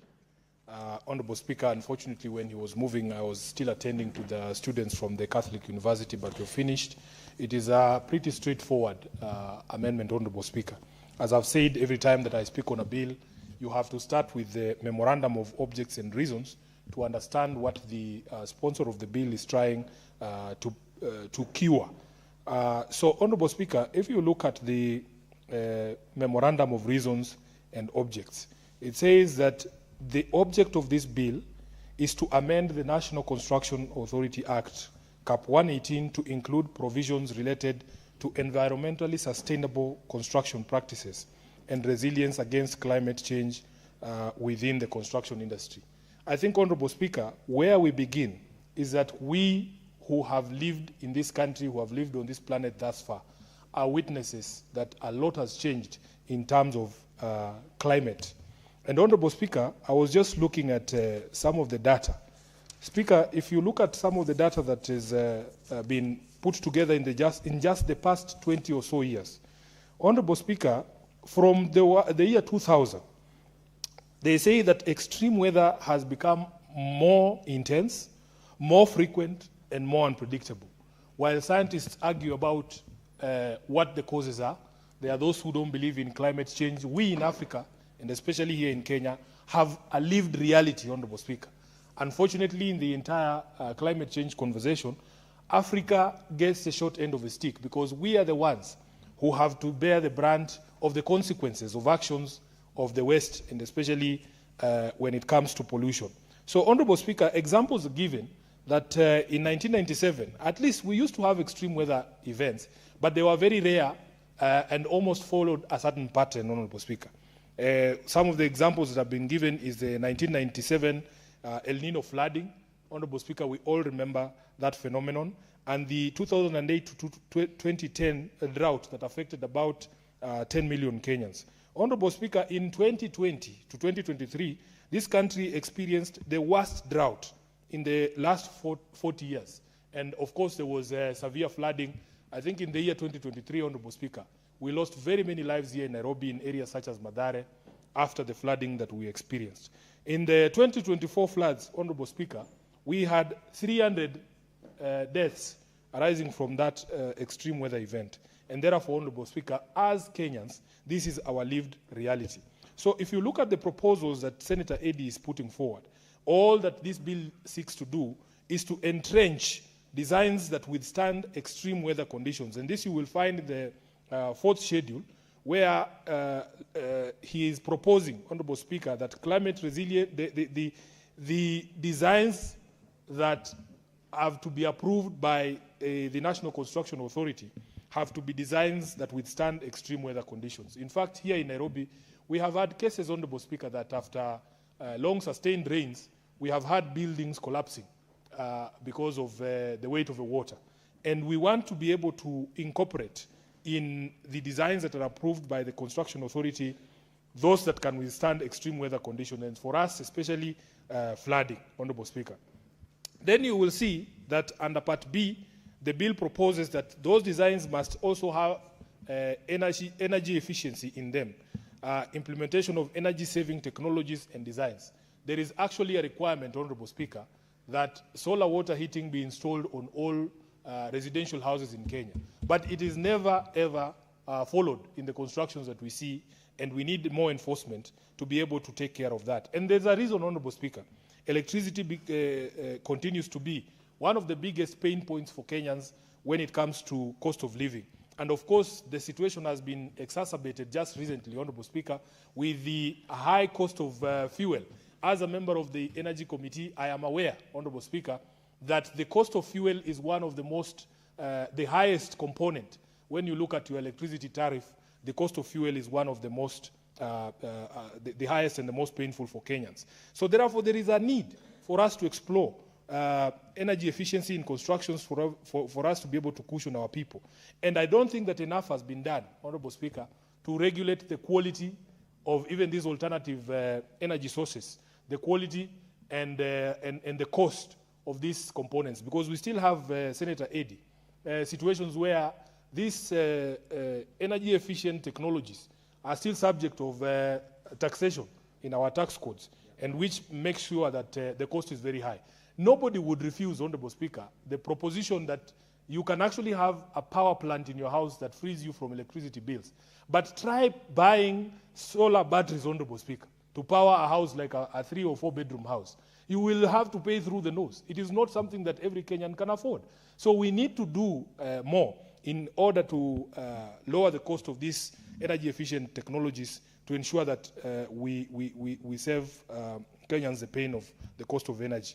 Honorable Speaker, there is also the question of water conservation. I'm just going through that fourth schedule, that we need to adopt water efficient appliances and systems and rainwater harvesting and grey water recycling.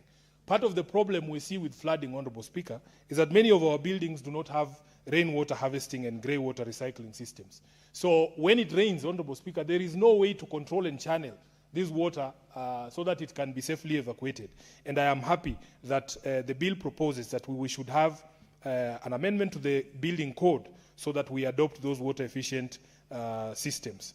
Then, of course, Honorable Speaker, there is a question of sustainability, that we should employ sustainable materials in construction. This cannot be gainsaid, Honorable Speaker, because the planet is grappling with a lot of waste, and we need to find a way to be able to reutilize that. So you can see the bill proposes the use of recycled, renewable and locally sourced materials. And this will also contribute, Honorable Speaker, to a greener Kenya and also to promote local industry. One of the things that I have noticed, Honorable Speaker, if you go to many of the constructions that are happening, a lot of the material that goes into these buildings is shipped, and especially from China. You can imagine, Honorable Speaker, you go to many of these apartments you see coming up in Kilimani and in the other areas, somebody puts up a 20-story building, and all the doors are imported from China. All the windows are imported from China. All the MDF cabinets are imported from China. We are killing local industry by not being able to support our local fundis, our local seremalas who can make doors, who used to make doors, Honorable Speaker.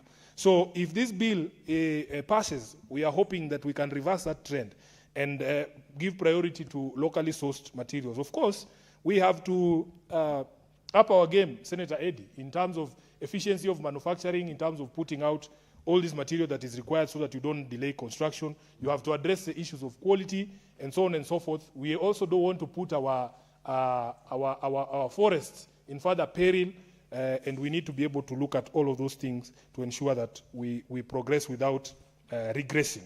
Then, Honorable Speaker, there is the question of pollution control, measures to reduce air, water and soil pollution during construction, and safe disposal and management of construction waste. I just wanted to touch on one last thing, Honorable Eddy, and through the Speaker, on the question of health and safety. Speaker, you know that Kenya banned asbestos roofing in the year 2006. But as a senator of Nairobi, I know that there are still public institutions, including schools, Honorable Speaker, that continue to have asbestos roofing. So one of the things that we need to agree, although the government told us that there would be a first removal of asbestos, Honorable Speaker, we still have very many institutions that have asbestos roofing, and yet it was known in the 80s, Honorable Speaker, that asbestos has carcinogenic properties and it causes health risks. There have been other things that have been invented, Senator Eddy, some materials that when they catch fire, the fumes that emanate from there actually make it more difficult for you to survive if you are caught in that environment because of the materials that have been used in order to manufacture them. So the health and safety concerns are there, and the bill addresses the use of non-toxic and low-emission materials. Materials, Honorable Speaker, in construction. Overall, Honorable Speaker, and I can see my chair of PAC, who's actually an expert on matters of environment and climate change, has just come into the House. I want to allow him to teach the House and to educate us. Yeah?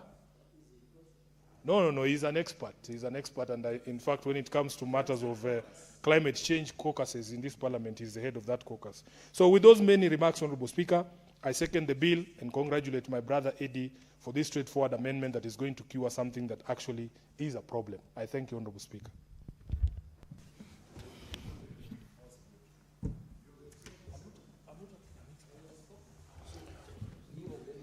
Honorable Senators, I propose the question that the National Construction Authority Amendment Bill, Senate Bills number 15 of 2025, be now read a second time.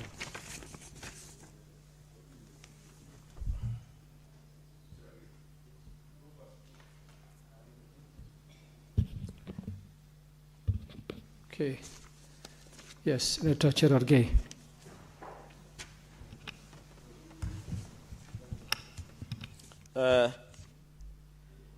Mr. Speaker, as I rise to second this bill, I want from the onset to celebrate my brother,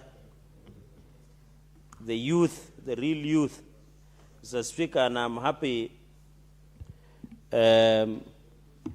young people are some of the people, the guests in your gallery are mostly young people in school. It is important that they have come today, that we are discussing the National Construction Authority Amendment Bill 2025. Madam Speaker, I want to congratulate Senator Eddie Kisheru Okech for bringing this amendment, although he had promised me to second, although he didn't honor that promise. But being a gentleman as I am, I will nevertheless support this amendment, Mr. Speaker. So, Speaker, the issue of climate change is a very serious issue. And you remember in 2023, the African countries made a declaration here in Nairobi on the issue of climate change. And it became a global concern that how do we handle the issue of climate change. Because, Mr. Speaker, the hottest year since 1800, when the fossil fuels are banned, has called global warming, and also human impact that has implicated. And that is why in 2024, it was the hottest year in the history of mankind. I don't know, Speaker, whether you noticed that it was hot in 2024, and it brings some effects that we saw through prolonged famine and drought across the countries and across which was unusual. Even my region, Mr. Speaker, where it is normally the rains are heavy, Mr. Speaker, it was very hot. I know there are hot things in this city, like hot chilies, hot things. I know my chair of PAC knows there are things which are hot that I don't want to mention because this is a PG-rated program. It is parental guided program. But Mr. Speaker, they say the heating is in the test of the building. And I know when the chair will say something about declaration of climate change, which was adopted in 2023, and I appreciate that he has led the caucus of issues of climate. We need an urgent climate action, which Senator Ed is trying to do through legislative and policy intervention. That is the role of Parliament. We need to come to action. We need to ensure that there is green economic growth that focuses on green industry, sustainable agriculture, and utilize Africa First renewable energy potential, aiming middle income status by 2050. So, Mr. Speaker, this was the Nairobi Declaration. And I think Senator Edi might have read this declaration, and that is why he has degenerated this on the urgent climate action, the issue of green economic growth, that is proposing that whenever we use zoning, we must use things that are environmental friendly.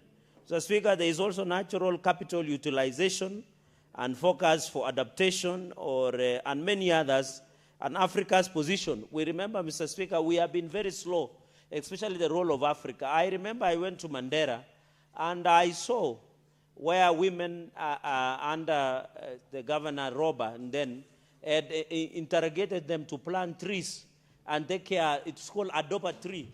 Mr. Speaker, I want to congratulate a young man today who has just planted almost 24,000 trees, Mr. Speaker, in Kaptagat, Mr. Speaker. And I think we need to celebrate. I don't know whether Senator Eddy knows that that young man who planted almost 24,000 is called Hilary Kiplagat Biwot, true founder of Green Earth Ambassadors, that planted at Kesup Forest Block over 24,000 today. And I want to thank PS Chris Kipto for rewarding him with a Pro Box, Mr. Speaker. And I want to advise people like Senator Ososi to be using Pro Box. It is also a way of escaping dragnet of goons, Mr. Speaker. So if he wants to borrow some tactics, Mr. Speaker, he should also borrow from some of us. Mr. Speaker, I can give him pro bono advice on how to survive inside the rain. Mr. Speaker, Mr. Speaker, and use Panya routes. Don't use the normal ones. Mr. Speaker, not the main roads. Therefore, I want to celebrate Hilary Kibiwat, who happens to come from Nandi for Kesup Forest Block and has planted close to 24,000. Mr. Speaker, I want to thank Senator Ed in the spirit of broad-based. The president has said we plant 15,000. Is it 15 million? Is it 15 billion trees? Is it 15 billion trees? 15 billion trees that the president has proposed, Mr. Speaker. That is also to mitigate the climate change effects. Mr. Speaker, on the issue of asbestos, I went to another school in Nakuru Girls, and I realized almost all buildings are under asbestos, Mr. Speaker. And there is a disease that the public health will tell you, asbestosis, where you feel chest tightness. And also it has carcinogenic products, materials that can cause cancer. Mr. Speaker, you have to explain, and I want the National Assembly to allocate budget. Because, Mr. Speaker, to remove asbestos is very costly and expensive. And even we have banned, Mr. Speaker, in 2014, no one can comply because it's expensive to remove, Mr. Speaker. And therefore, I agree with this bill under clause number 2, the amendment of section 5, that promote and enforce the use of environmentally sustainable construction materials, design standards and practice that enhance resilience against climate change. And I agree, even I'm happy women have taken lead, Mr. Speaker, and I've seen innovation even in sanitary pads that nowadays they are using that are environment that is easy to dispose. Mr. Speaker, I want also to say the issue of Pampers, Mr. Speaker. Also, I know Senator Ed is here to reach that stage of buying Pampers. We wish him well as he tries to get a good girl and get married and get babies. Then he can understand why we are discussing the issue of Pampers, because it is also still a challenge in terms of disposing, Mr. Speaker. Even the banning of I don't want to discuss outgrowers that he might have, but I'm just saying what the Republic of Kenya knows, and Senator Kajwang should be a good friend because he's an expert in such areas, Mr. Speaker, especially on dowry negotiation. I normally see him over the weekend with the stick and the big coffee here. He's a certified dowry negotiator.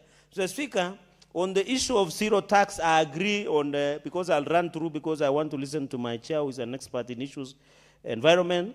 It's also relevant zoning. So, Speaker, we need to zone. I can see the former ODM deputy party leader, when I mentioned the word zoning, he became too alert, Mr. Speaker. I'm not discussing about ODM zoning or UDA zoning, Mr. Speaker. I'm talking about zoning that NCA should ensure within designated zones, Mr. Speaker. Mr. Speaker, have you been to Kilimani of late? They have built so many huge buildings. I was with another gentleman, and I don't know what is happening with Nairobi approval physical planning. I hope the senator, not the senator, the governor of Nairobi is following this conversation. Because it is the work of county governments to do approvals of some of these buildings. Most of these buildings in Kilimani and Nairobi are not environmental friendly, Mr. Speaker. And therefore, this NCA, the issue of zoning, should ensure that buildings shall be required to install solar energy systems. Because if you go to Eastern Asia, Mr. Speaker, and even to Dubai, although I saw when the bombs were happening on the issue of Strait of Hormuz, Mr. Speaker, I don't support America nor Iran in this fight. I'm as neutral as it should be. Many people no longer travel to Dubai and UAE, Emirates, Mr. Speaker. Yet you can see they have succeeded in integrating environmental friendly, and they use a lot of solar. We have solar farms that we have in this country, Mr. Speaker. Although we had a scandal on independent power producers, where the local solar solar farms are selling to independent power producers at the dollars, and I know that we did investigate that matter. That is what is driving electricity to go up.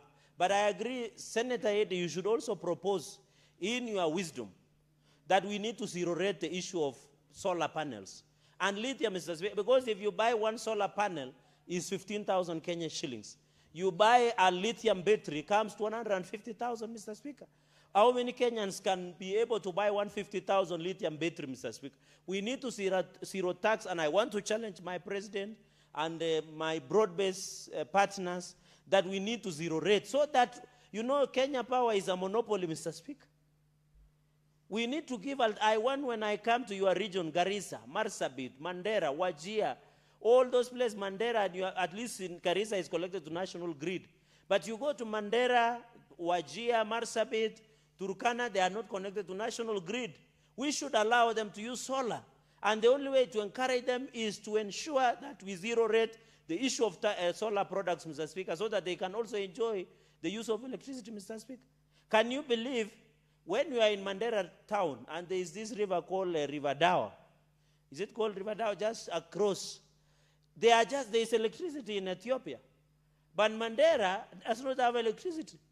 They were just given, and I want to thank President, he sent 2 generators.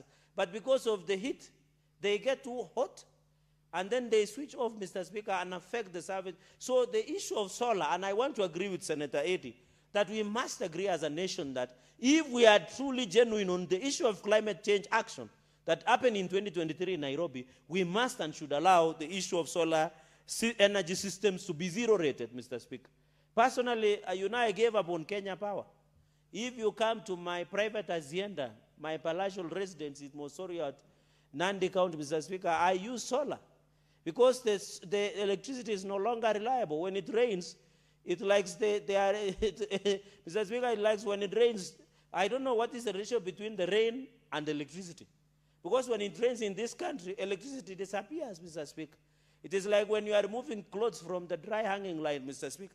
So I want to appeal that the issue of zoning, the issue of physical planning within Nairobi, Senator Eddy and Nairobi governor, who has been fairly very incompetent, and I hope the broad-based government does not give him any ticket. He should go to Linda Mwananchi.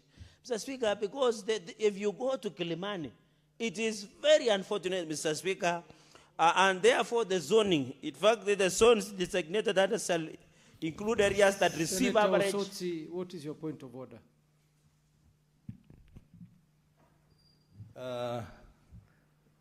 Mr. Speaker, I rise on Standing Order 105. I think my good friend Cherargei has made a reference to the governor of Nairobi being incompetent and suggesting that because the governor of Nairobi is incompetent, he should not get a ticket from Broadbase, but he should get a ticket from Linda Mwananchi. I want to inform him that Linda Mwananchi is not yet a political party. It may become a political party, but it's not yet a political party. And again, Linda Mwananchi advocates for progress. Progress. We are not going to take any mediocres. We are not going to take those who have failed elsewhere into the Linda Mwananchi brigade. So I just wanted to inform him that we are not preparing this movement so that we can take over those who have failed elsewhere.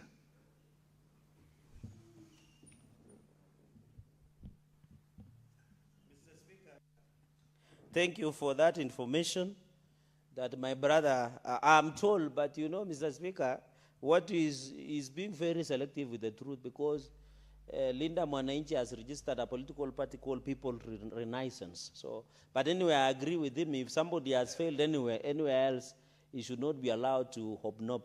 Because, Mr. Speaker, I will, in fact, if you allow me, Mr. Speaker, If you'll be around during the weekend, I can buy you coffee within Kilimani, and then you see how people are suffering. There is no longer sunshine. Children are suffering from jaundice. You know, when we were doing, or jaundice, when we were doing biology, the non-exposure to sunlight is a dangerous disease, Mr. Speaker. And therefore, our children in Kilimani and other areas which have high-rise buildings, Mr. Speaker, is still a problem. And I hope when you get time out of your busy schedule, we can take coffee around that place and you'll be able to see yourself and appreciate why. So the issue of zoning, I agree that it should be focused on, Mr. Speaker. This is zoning on issue of planning, physical planning, not political zoning. And since, Mr. Speaker, you know, Senator Eddy, I hope he will attend the Malindi rally where young people will be addressed. And encourage Senator Eddy, since he's a young leader with progressive ideas, to resist this temptation of political zoning. If you come with political zoning, you are undermining democracy, which you are a political godfather. Right Honorable, through the Speaker, Raila Amolo Odinga envisage a country that is climate friendly politically, Mr. Speaker, that you can run for any political office without being politically zoned. Political zoning, Mr. Speaker, is another name of direct tickets, Mr. Speaker. It's another aspect of direct Eddy, ticket. what is your point of order? It's another aspect, direct ticket. And Mr. Speaker, you know, I appreciate that Senator Cherargei is contributing to my bill, and therefore I don't want to interrupt him because I'm taking a lot of notes here and a lot of wisdom. But Mr. Speaker, if he takes the chance to misinform the public and misinform the House, then it's not correct. Because under 105, you must be factual. The idea of zoning does not curtail democracy. The idea of zoning, first of all, I need to make it clear that Mr. Cherargei, that personally I don't support zoning. The reason being, I am very competent in Migori County, and I'm sure I'll be elected without zoning. And I can be elected in any party in Migori County. However, the zoning element that is between UDA and ODM is exactly that for that coalition, that it should UDA and ODM go to a coalition, then the zoning is for the two parties involved.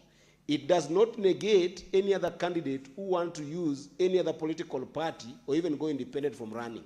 They can use any other party. There are a lot of other parties. It is wrong to indicate that if there is zoning between UDA and ODM in their regions, then it means that people will be stopped from vying at all. People will still be allowed to vie. It is their democratic right. But just with other parties, the zoning is just between UDA and ODM for those who want them to talk about that zoning element. It's important to clarify that. And it's also important to clarify to you, Senator Cherargei, that the essence of zoning is so that respective political parties can be able to have numbers in the House in case of a post-coalition and post-election disagreement. Then a political party should be able to have its members that are strong enough to be able to run a democratic House like this. Because you can imagine if there is no zoning in some places and then UDA end up taking all the seats, or ODM for this matter end up taking all the seats, then they will harass UDA in Parliament. When UDA, they end up, maybe their marriage is broken after the election. So there is pros and cons to the idea of zoning. But all in all, I don't necessarily support zoning because I can be able to win. But zoning is just between UDA and ODM, not all other parties. People can still vie in other parties, even if UDA and ODM are to choose to zone. Mr. Speaker, and I've noticed your clerk's office are not freezing my minutes when I'm being intervened. It was frozen? Yes. Okay. Thank you, Mr. Speaker. Mr. Speaker, you know I'm always comfortable when you are in the seat. I remember today when you are chairing national security, you gave me a very ample time to prosecute matters of national interest. Mr. Speaker, and therefore, on the issue, Mr. Speaker, the issue, I wanted, we are issues of zoning under the amendment. But Mr. Speaker, I want to inform Senator Eddy that political zoning is another name of direct ticketing, and it belongs to lazy politicians who don't want to campaign. Personally, Mr. Speaker, I wouldn't have a problem running against an ODM candidate in Nandi County. So I want to encourage Senator Eddy as a young progressive to reject this notion of political zoning so that we can allow the growth of democracy in our country. And to inform him that the matters today UDA and ODM met in State House and everything is in order, Mr. Speaker, because there was perception that there is differences between ODM and UDA. I want to confirm to the country that ODM and UDA marriage is intact and it is very progressive, Mr. Speaker. Mr. Speaker, finally, because I've seen my time is fast spent, and I wish Senator Ledama would allow the expert on issues of climate to listen so that he will assist us with some clarification. I know Ledama might want to sell him Enkanaza milk or Enkanaza honey, but Mr. Speaker, the green spaces are natural buffer, and I'm a consumer. Although he still owes me some money, which I paid, but he didn't deliver milk. But I hope he will give me milk after this. Utilization of renewable energy sources. There is also green spaces and natural buffers. There is also water conservation, sustainable materials. Mr. Speaker, I think as a country we should push the issue of solid management and recyclement. I think we need to agree. When you go to Wajir, and I know the governor of Wajir doesn't like me because when you go to Wajir, there is no dumping ground, Mr. Speaker. You have been there. You have supported development programs in Wajir, Mr. Speaker. Here in this Nairobi, when you drive through Waiyaki Way, the incompetence of Governor Sakaja shocks us. When you drive at Waiyaki Way, the dirt is on the road, Mr. Speaker. Go here, Kirinyaga. Dirt is all over. There's Senator Eddy, through the Speaker. That is the incompetence. You drive through Kibra, that bypass. The people of Kibra are suffering, Mr. Speaker. They need renaissance. Let me not say political renaissance, because it will, the party that is also below, they need a renaissance in terms of leadership, Mr. Speaker. There is also minimizing through efficient water, recycling renewable and locally sourced materials, Mr. Speaker. Senator, safe disposal. Senator Cherargei, do you want to be informed by Senator Osotsi? No, I will listen to his submissions later. Thank you. Proceed. And today, Senator Osotsi is still shining like the aluminium foil. I don't know what he has eaten today. Mr. Speaker, can you add me 2 minutes because I have been interrupted regularly by my colleagues on pollution control. 2 minutes only. Conclude. Please, 2 minutes. Pollution control, Mr. Speaker, is we need to agree. I normally drive and see vehicles that still don't adhere to the standards. And I think we need to encourage the use of electric vehicles and many others that are environmentally an issue of biodiversity protection. We agree, especially in our areas, and also ensure walls to support urban biodiversity and allow so that we can ensure an use of non-toxic and low-emission materials. Mr. Speaker, with those many remarks and with your indulgence, I want to congratulate. Give him 1 minute to conclude.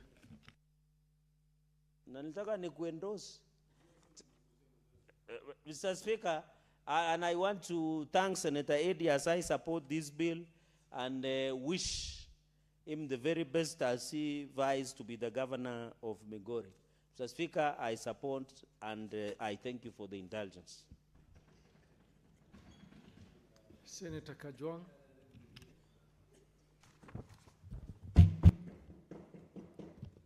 Mr. Speaker, I rise to support this amendment to the National Construction Authority Act that has been proposed by Senator Eddy Okech.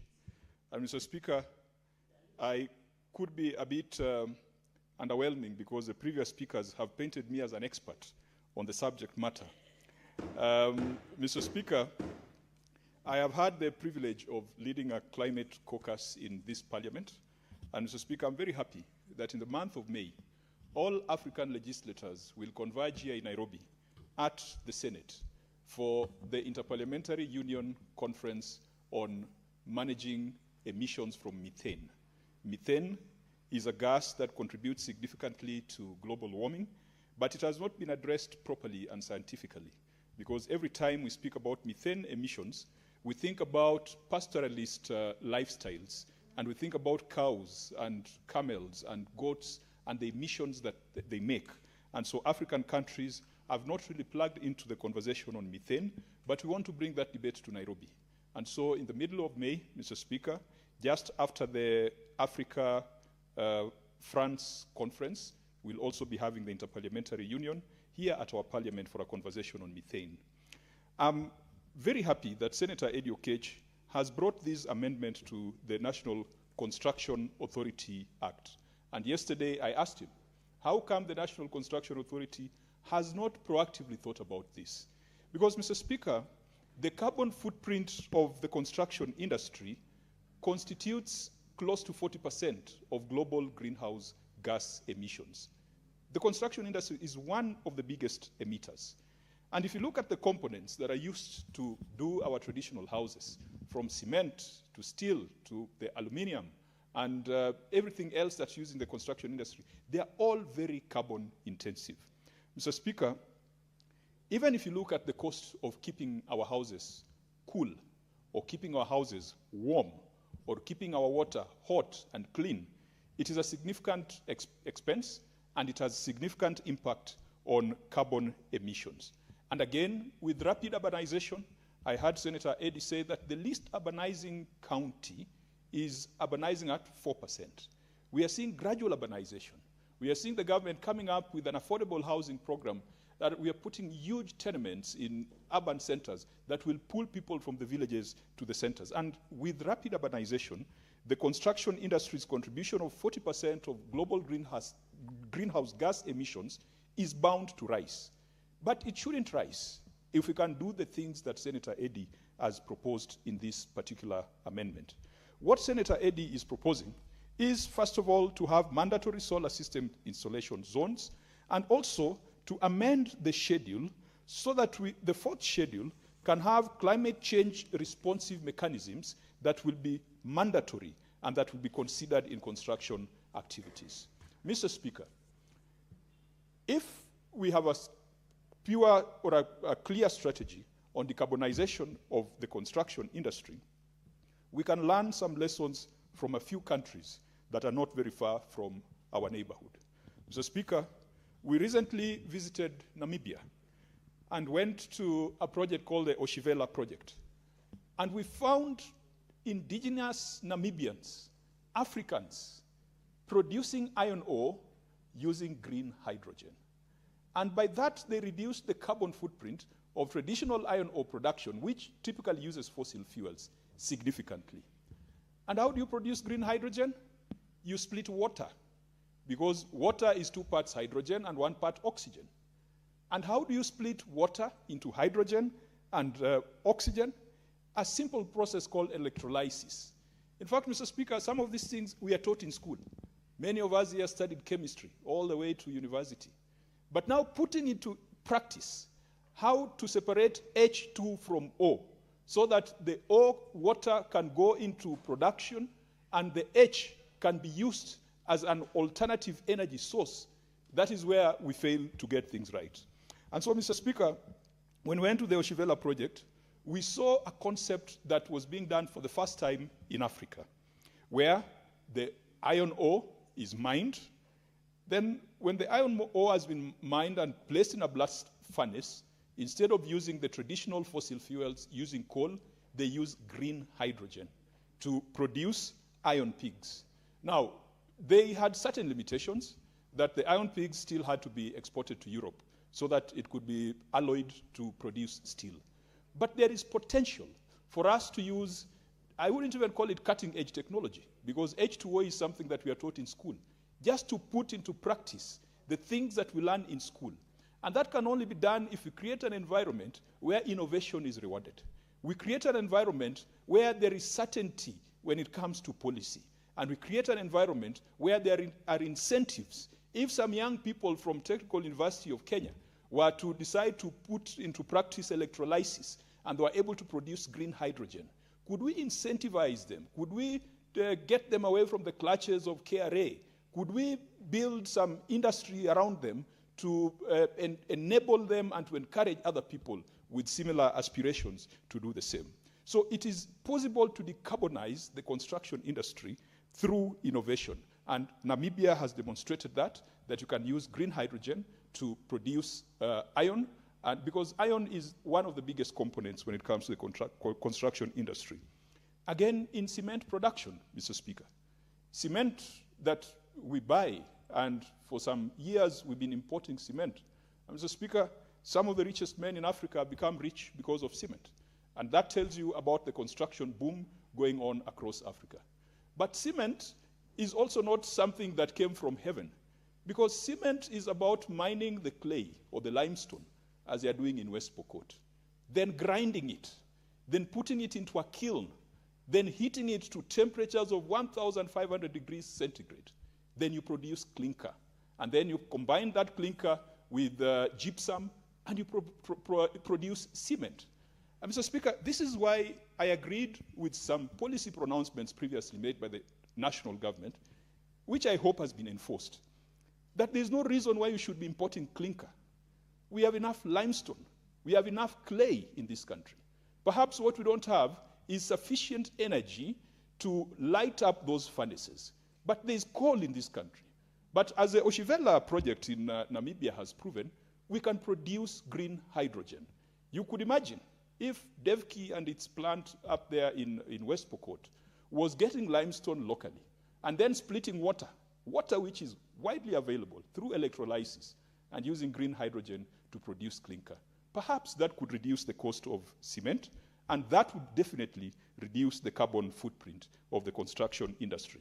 Today, 8% of global carbon emissions comes from cement production. Mr. Speaker, you can imagine what we could do, how much we can lower it if we went into innovation and applied some things that have already been done. Aluminium production is the same thing. Why are we importing aluminium? The story is that we do not have sufficient energy to do the processing that is required for aluminium. I don't think that locally in Kenya there is any company that is doing aluminium right from the raw material to the finished product. But again, using innovation, we can cut down that cost, and aluminium production again contributes to 4% of global greenhouse gas emissions. Mr. Speaker, Senator Eddy talks of solar zones. Now, in my mind, if this is a responsibility that is going to be given to the national construction industry, I would want the national construction industry, and I agree with Senator Eddy when he says that our building code needs to be revised. Our building code needs to be modernized. Those of us who come from black cotton soil areas, Mr. Speaker, if you have to build a house in my village, you must dig 3 meters down, 3 meters through the black cotton soil. And then you start compacting. You start putting steel. You start putting, it is as if you are building a road. At that time, you are probably just building a 2-bedroom house. The foundation itself is more expensive than the structure that is going to come up. Because we are using a building code, I think a British standard, that has not been revised to be fit for purpose. And it is highly inefficient, it is very expensive, and it discourages many people from building. So we would want the National Construction Authority to relook our building codes and ensure that certain things are made mandatory. One of the lowest hanging fruits, Mr. Speaker, is when it comes to water conservation. And Senator Eddy has proposed that under the 4th schedule, water conservation can be one of those things that NCA must look at. A lot of us here are wasting water from the roof. This country, and if you live in Nairobi, there is sufficient rainfall that if we were able to store the water that comes from our roofs, then we'll never have a problem of water shortage. And it happens in many areas. You find a school has been built with a lot of iron sheet roofs, but not a single gutter, not a single tank. And when you go there as a Mheshimiwa, you are told, Mheshimiwa, help us to get water. And you can clearly see the potential of harvesting rainwater. In Namibia, again, a country that rarely experiences rain, Mr. Speaker, even though rainwater harvesting is not mandatory, it is part of their DNA, that you are not going to build anything without putting a gutter. And sometimes I wonder if you have the money to roof your house, the money to wall your house, and the money to furnish your house, the money for guttering and putting a tank should be the least. And you have seen, we as politicians, those people who want to run against us, some of the campaigns they do is to walk around and giving out water tanks as if it is rocket science. Mr. Speaker, I believe that in public institutions and even private institutions and even affordable housing projects, no rainwater should be allowed to go to waste. It should be captured, it should be put in tanks, and it should be used and perhaps cleaned up because it will provide a fairly cheap and and clean source of water for those establishments. So rainwater harvesting and grey water recycling is something that NCA must insist on when making approvals. Mr. Speaker, Senator Eddie Okech has also said that NCA must look at issues of energy efficiency. You may have noticed that if you go to a hot town like Mombasa, there are certain hotels that are very cool, and there are certain hotels that are very hot, that you must use air conditioning. And Mr. Speaker, I usually find it interesting. Why is it that in this hotel you can sleep without AC, and in this other one, you must have the AC on? And you'll notice that the ones where you must have AC on, there's lots of concrete, lots of glass, lots of steel, lots of aluminium, things that absorb heat and make the rooms hot. But you go to certain hotels, and that's why a place like Lamu, it has got a unique architecture. You can find a house without air conditioning, but it is fairly cooler than the modern houses. How do we ensure that we implement or we come up with building plans and building designs that minimize the use of modern cooling? In our case, it's cooling. In other countries, it's about heating. I think in Europe, heating is a big problem, such that when the war between Russia and Ukraine broke out, the biggest issue was how Europe was going to survive winter if Russia was not going to supply the gas required for heating. But in our area, it is about cooling. Can we ensure that our designs and our architecture and our projects are done in such a way that we can take advantage of natural wind flows, vegetation, and all that, so that we reduce the emissions that come from cooling technologies? If you go to places where the AC is mandatory, sometimes you feel sorry for the owners of the establishment, because you find an apartment with 10 ACs, and they have to be on throughout the day, throughout your stay. You can imagine the kind of emissions that is. So if we can have a building code and we can have designs that take advantage of natural circumstances for natural cooling, I think that will go a long way in demonstrating our leadership as a climate champion across Africa. Mr. Speaker, sustainability of materials used in construction. As I illustrated earlier, cement, steel, aluminium, and all those other components, and the big trucks that are used to deliver cement to site, contribute very highly to global greenhouse gas emissions. But if NCA could insist on the use of recycled, renewable, and locally sourced materials, and minimizing waste through efficient design and construction practices. Mr. Speaker, these are things that any plan that is sent to NCA for approval must meet. These are standards that a building plan application must meet. And I don't think that this would in any way impose any additional cost on developers, because it's just about being innovative. It's just about being ingenious. Because some developers just pick building plans from the 1950s, and it's the same thing that they want to be approved today. If you go to some urban centers across this country, you know, there's a traditional way that shops were being built by the Indian merchants. If you go to like Vihiga, Maseno, even parts of Kisumu, places like Kindu Bay, places like Homa Bay, there's just one structure where there's a huge facade, and then there's a long go down behind the building, and it's been the plan from the 1930s to date. The people doing building plans must be innovative, and they must start thinking about aspects of climate. Mr. Speaker, incorporation of green spaces and natural buffers. I do recall we visited Russia at some point in the last parliament. And Mr. Speaker, what surprised us was that Kenya's ambassador to Russia, or is it High Commissioner to Russia, was living in an apartment, not the way they live in gated estates in Muthaiga and Runda.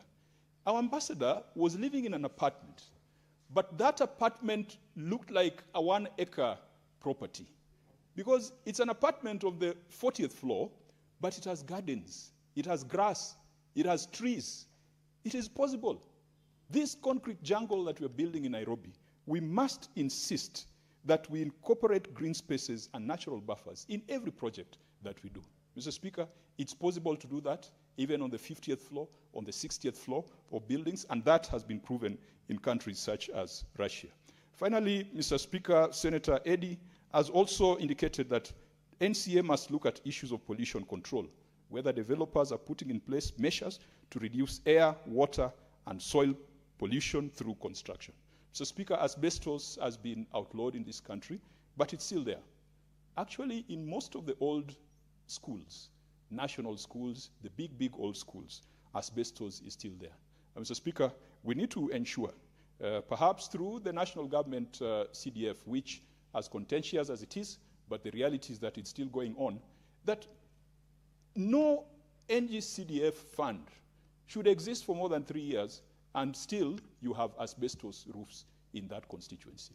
Mr. Speaker, it's a mockery, because instead of going to build a new school somewhere, and yet your best school there, for example, in Homa Bay County, Homa Bay High School, one of the best, finest, oldest schools, you still find asbestos roofs.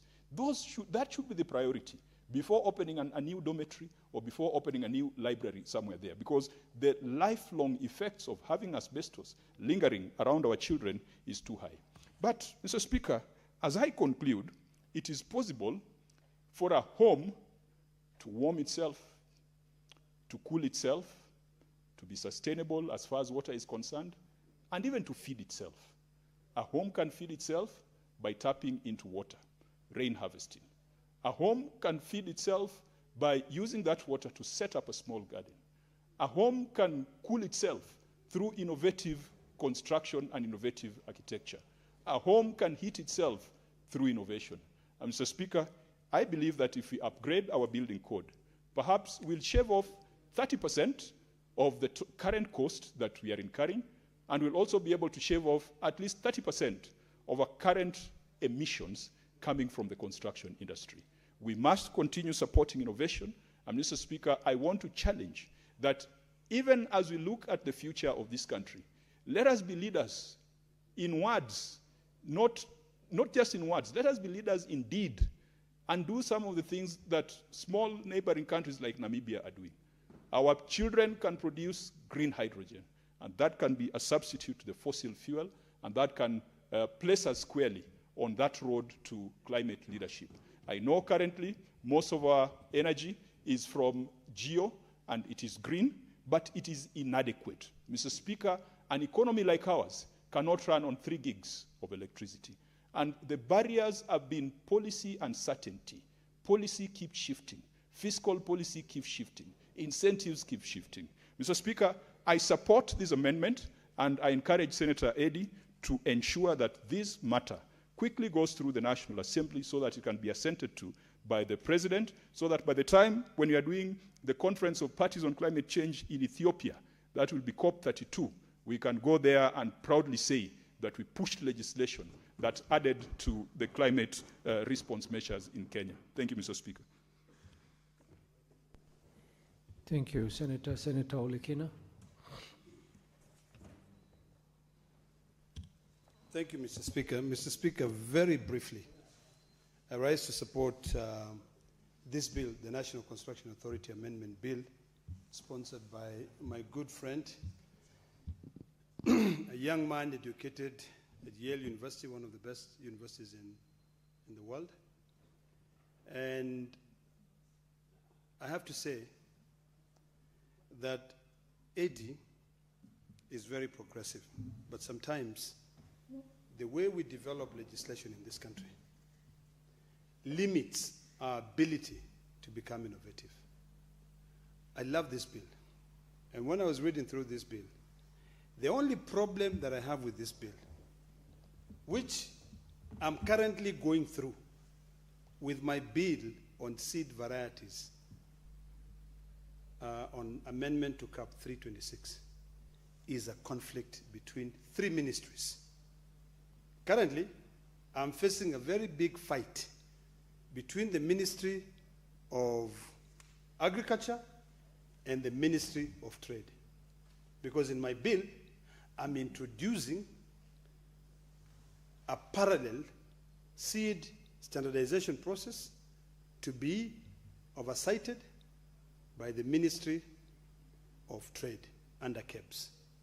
Now, I've taken my time to read through Senator Eddie's bill, and I see a conflict between 4 different 3 ministries and the county governments. Number 1, NEMA is a state agency under the Ministry of Environment and Climate and what else? And Fisheries. NCA is a state agency under the Ministry of Lands, Public Works, Housing and Urban Planning. And then number 3, we have EPRA. EPRA is a ministry under the Ministry of Energy. And I want my dear brother to listen carefully. First of all, I want to put myself to the shoes that I wear on a daily basis of a developer. The first thing that goes into my mind is that, wow, look at all these regulatory bottlenecks. Look at the entire cost that now this bill is empowering NCA to be able to do the work of urban planning, which is the work of the county governments, to do the work of energy regulation by zoning certain areas and designate them as solar areas. That is the work of EPRA. Then now, we now have the issue of, there's the issue of 3, energy. Number 2, there's the issue of urban planning, which is reserved for county governments. There's the issue of zoning, which is something that is shared between the Ministry of Housing and county governments. And then there's now the issue of the regulator to ensure standards are put in place, NCA. Now, as a developer, I will be opposing the bill because I'll say I'll pay NEMA, I'll pay NCA, and I'll pay EPRA for me to get a license. I want to beseech my brother to reduce the powers given to NCA to be setting standards. Leave NEMA to carry on with its task when it comes to the issue of the environment. Leave the county governments to be able to deal with their urban planning. But NCA set up standards. Mr. Speaker, if my brother would follow that, this bill will pass through very fast. Because as a county government, I'll be concerned, I'll be saying I'm the governor. But I do not have the revenue which the Constitution gives me to issue permits for construction. Now, NCA, this monster, is getting bigger and bigger and bigger. We love the environment. You know, NEMA gives you an environmental impact assessment. They give you a license to that. You pay them money. NCA, you pay them money. County government, you pay them money. I'm concerned about that issue. Number 2, Mr. Speaker, because I want to be very, very, very brief on this matter. I love the fact that the bill promotes and enforces the use of environmentally sustainable construction material. It is important. Mr. Speaker, when you go to Narok County and you go to those very luxurious lodges that we have in the Mara, which we invite everybody to come, they are constructed with environmentally friendly material. Love the bill. I want now for us to see new cities coming up, because this concrete jungle that we live in now in Nairobi and other urban areas, nothing will change. But we can tweak it a little bit to make sure that we use environmentally friendly, materials. I'll give you an example of a building in Nairobi, which when this building came out, I think in 2019, a space in that building was being sold for 20 million. This is greenhouse building along Gong Road. they created that building to a point where your energy cost would be very low because of all the glass and the environmental friendly. I wish you could have built more of those buildings. My only concern in this bill, and I want to persuade my brother, is on the issue of zoning certain areas and giving NEMA that power to say that in this area, because there's a lot of sunshine, all constructions here will have to be solar friendly. They have to install solar. I think we should leave that open so that I don't have to go to NCA now to get a license so that I can be able to put solar in my building. Mr. Speaker, my home, the home I live in, my entire house, I have maybe 70 kVA solar, my electricity bill. In fact, KPLC is the backup. One more minute, Mr. Speaker, and I end. KPLC is my backup.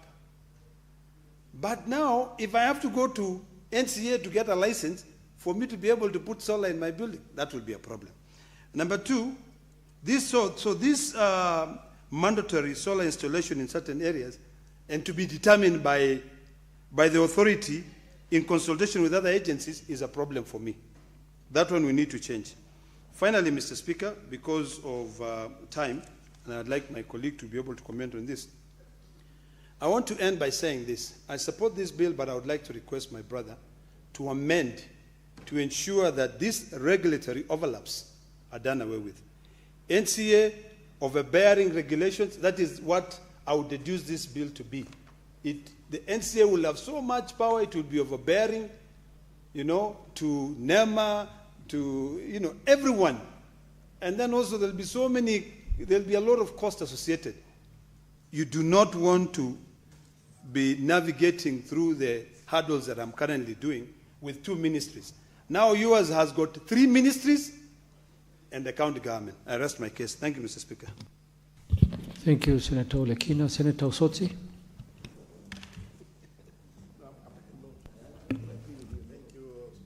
Speaker, for this opportunity to also raise my comments on this bill, the National Construction Authority Amendment Bill. Mr. Speaker, this bill has some sweet and bitter aspects, but I want to join my colleague, Senator Olekina, to say that maybe the owner of this bill needs to look at those aspects which are of concern. And this has been raised not just by the members here, even I've been reading the report by the stakeholders. They have raised concerns on some of the issues.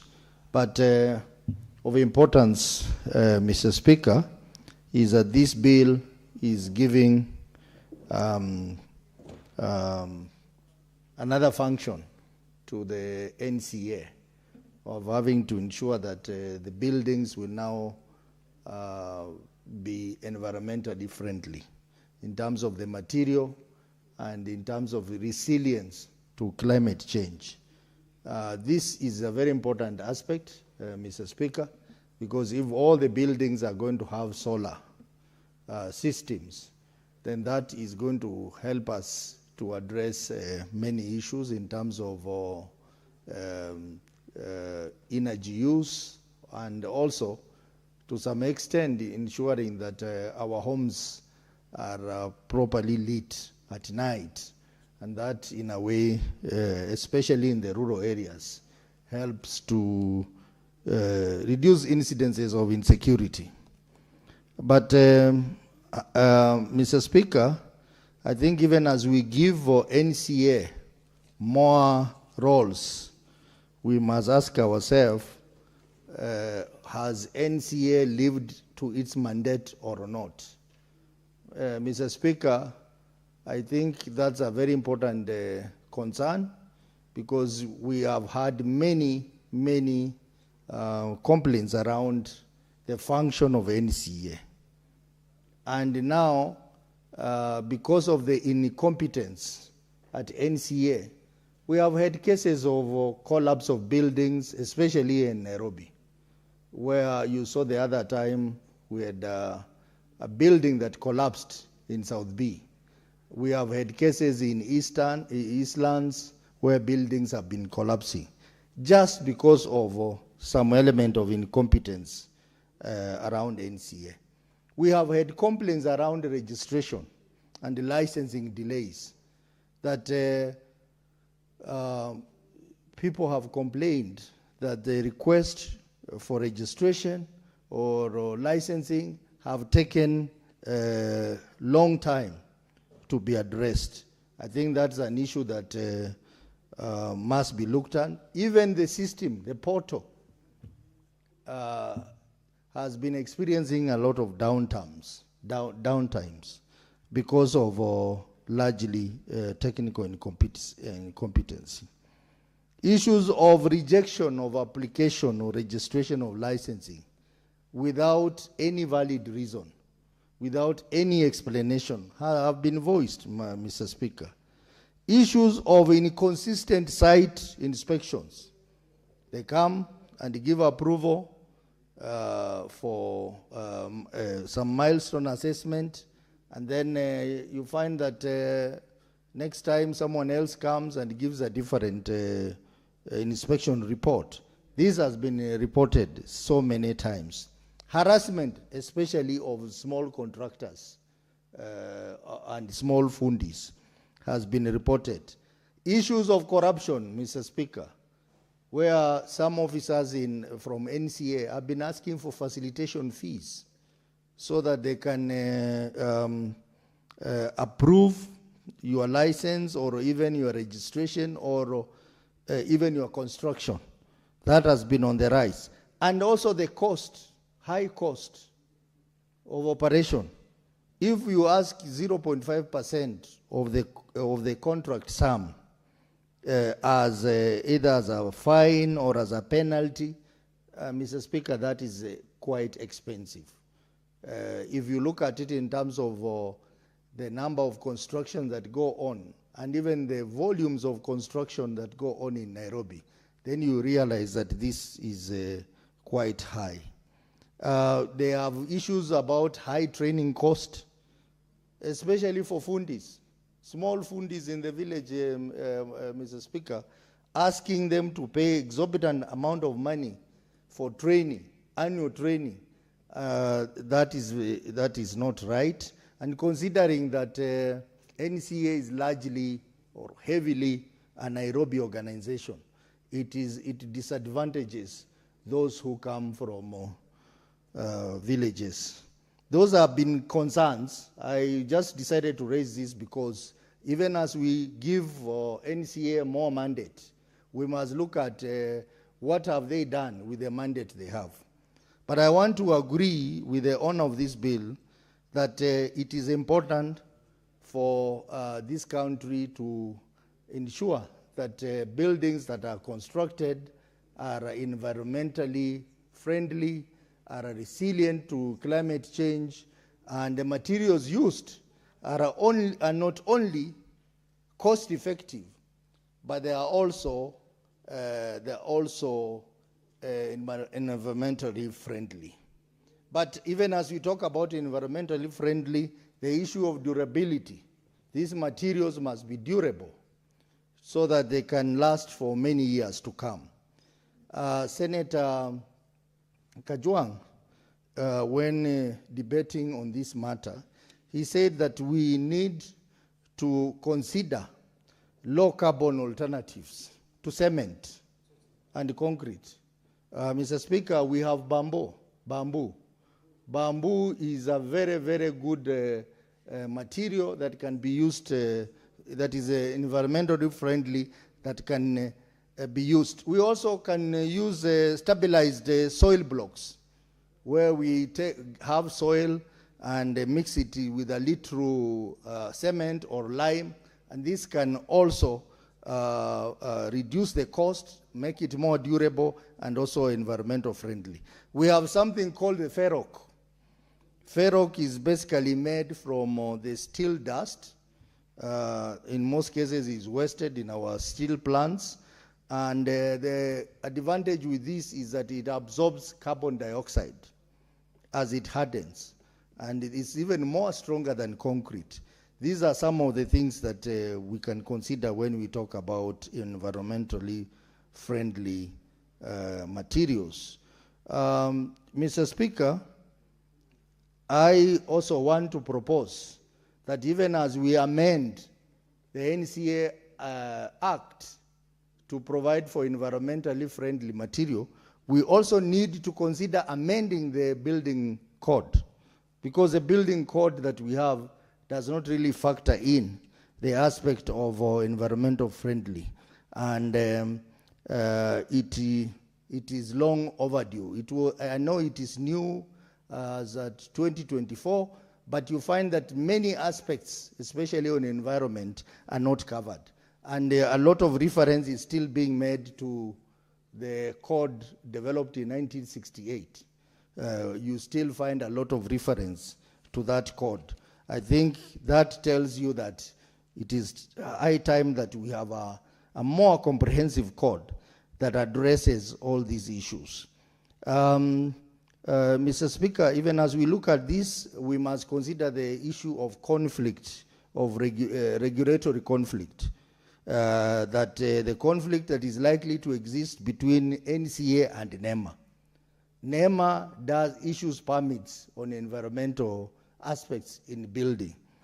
NCA is now being mandated to do the same. There is likely to be a conflict there. So I think the owner of this bill needs to look at that. We also have the issue of duplicate mandate. For example, we have a role that is being played by county governments in terms of approvals. We have a role that is being played by NEMA. How is that conflict going to be resolved, Mr. Speaker? So I think that needs to be looked at and improved in this bill. And I think this bill is, with those amendments, it would be a very timely bill to help in ensuring that we have buildings which are environmentally friendly. And as I talk about the building code, there are many other aspects that the building code does not cover. For example, the building code needs to talk about integration of technology in our buildings. You find that many buildings in this country do not have room for technology integration. I think that is a matter that also needs to be put there. The issue of, if I take you back as I finish, to the issue of NCA. NCA have to look at our ways of limiting foreign contractor dominance. Because most of the buildings around here, you see that they're being done by foreign organizations, and yet we have local expertise. I think NCA must resist the temptation of creating space for dominance by foreign contractors at the expense of our own local contractor. I heard the other day the chairperson of Engineers Registration Board complaining about this, that we are taking away jobs that should actually be done by Kenyans. I think the right organization to help us in addressing this problem is the National Construction Authority. Mr. Speaker, allow me to end there and support the bill with the improvements that members and myself we have suggested. Mr. Speaker, I support.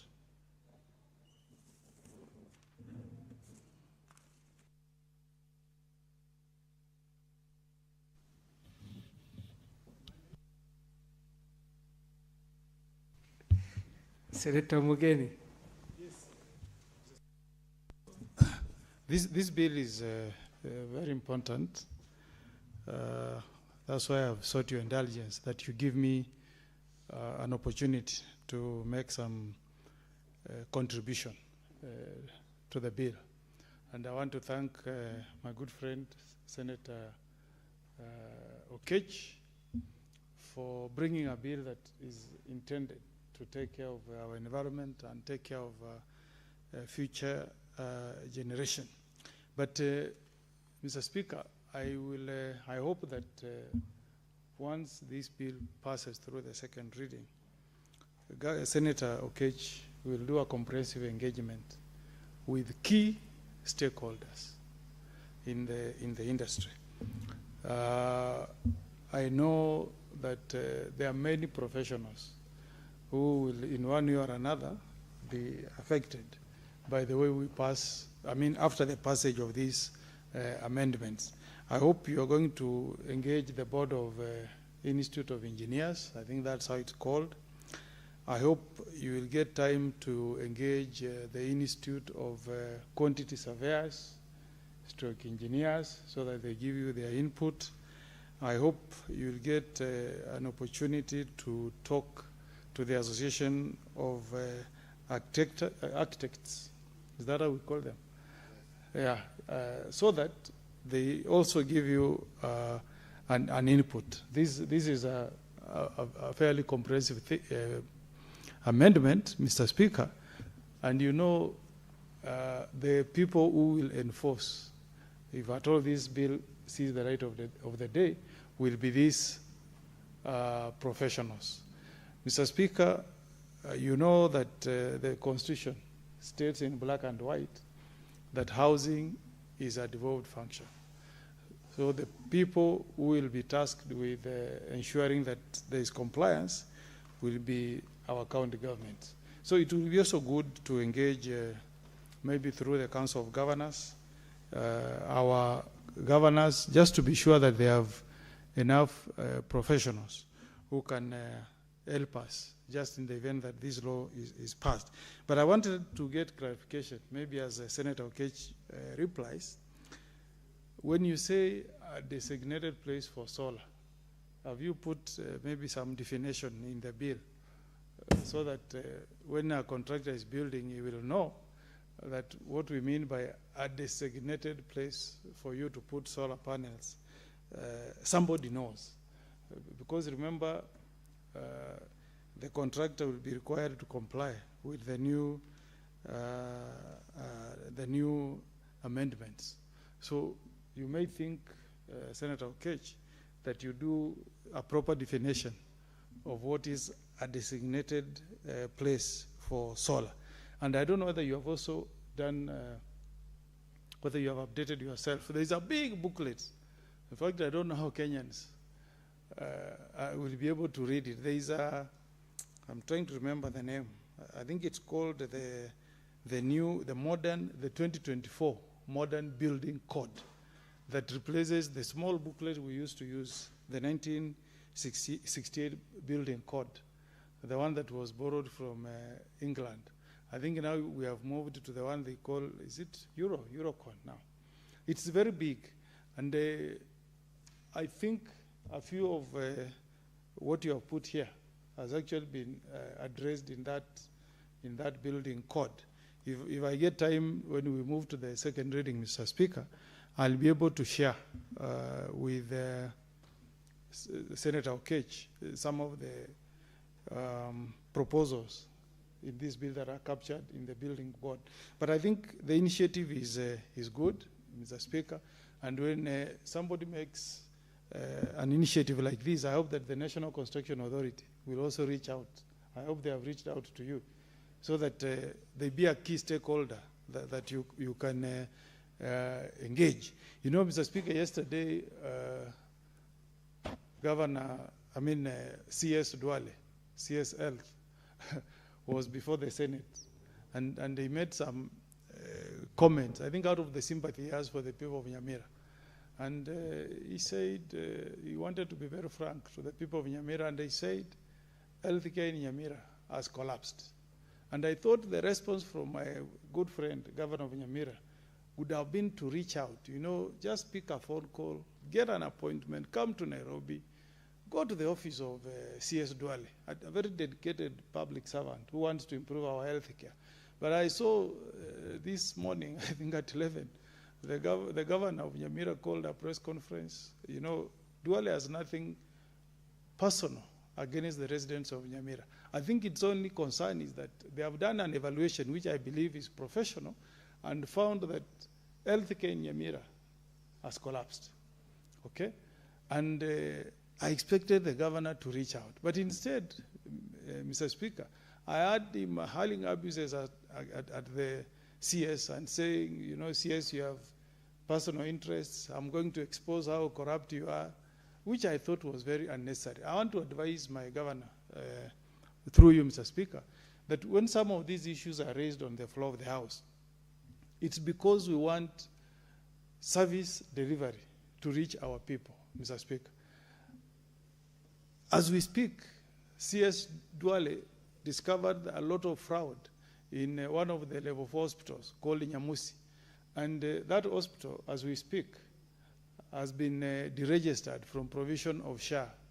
And citizens of Nyamira who go to Nyamusi, and that's where the governor, honorable governor, comes from, don't get services, Mr. Speaker. Instead of abusing the minister, the CS, the cabinet secretary, what I would have done, Speaker, if I was the governor of Nyamira, would have to reach out to the CS, Duale, engage him, ask him to restore the provision of SHA to Nyamusi Hospital so that our women who are giving birth can get these services using the SHA card.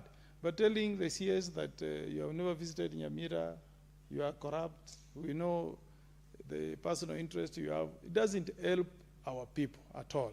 And he says there are a number of payments that have not been made to the county government of Nyamira by SHA.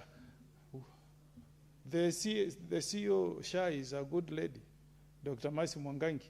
I'm requesting and making an appeal to my governor to also make use of his senator. My office in Nairobi is open. Anytime he wants an intervention, any assistance to, if there is money that has not been sent, let him talk to me. I've sent money to Nyamira now. My budget is over 6.2 billion. When you put together with conditional grants, on source, we are dealing with 8 billion. But I was shocked today that the governor is confessing that Nyamira has no MRI. I don't know whether in Garissa you have MRI machine. I don't know about Migori, Mr. Speaker. But to call for a press conference and confess before the residents of Nyamira that there is no MRI machine for cancer screening in Nyamira was shocking to me. To confirm to the residents of Nyamira that the last time we received a consignment of medicine to our hospitals was in May, and that since May, the next consignment was being delivered today. It's a big disappointment. So, Senator Okech, don't adopt the style of my governor. Reach out to the National Construction Authority. Engage them and let them enrich this bill. I may also propose an amendment. I ride on your bill. You know, there is the first time the National Construction Authority was, created through the National Construction Authority Act. Contractors, local contractors, are they contractors or builders? People who are constructing new buildings used to pay. I don't know whether you know that. They used to pay some money to get a permit from National Construction Authority to build. But because of agitation, because of the negative effect it was having on the industry, that was removed. Now the only people who are forced to pay are foreigners, which is a good thing. The foreigners are forced to pay. If you want a license to do a construction in Kenya, you are forced to pay. So my good friend, Senator Okech, this is a good initiative. We must take care of our environment, not just for the current generation, but also for future generation. There is no reason why, Mr. Speaker, people of Garissa, people of Migori, because those areas you enjoy sunshine throughout the year. There is no reason, Mr. Speaker, why they should not build homes with designated places for solar. Even me, I have some interest in Migori if I ever did something there. I'll ensure that I try to comply with your act before even it becomes law. Create something and use solar, because there is enough sunshine there. I don't want to take a lot of time, Mr. Speaker. I support this bill with the rider that we'll have engagements with professionals in the field. Thank you, Mr. Speaker. Thank you, Senator Mogeni. Senator Eddie Okech, you may reply.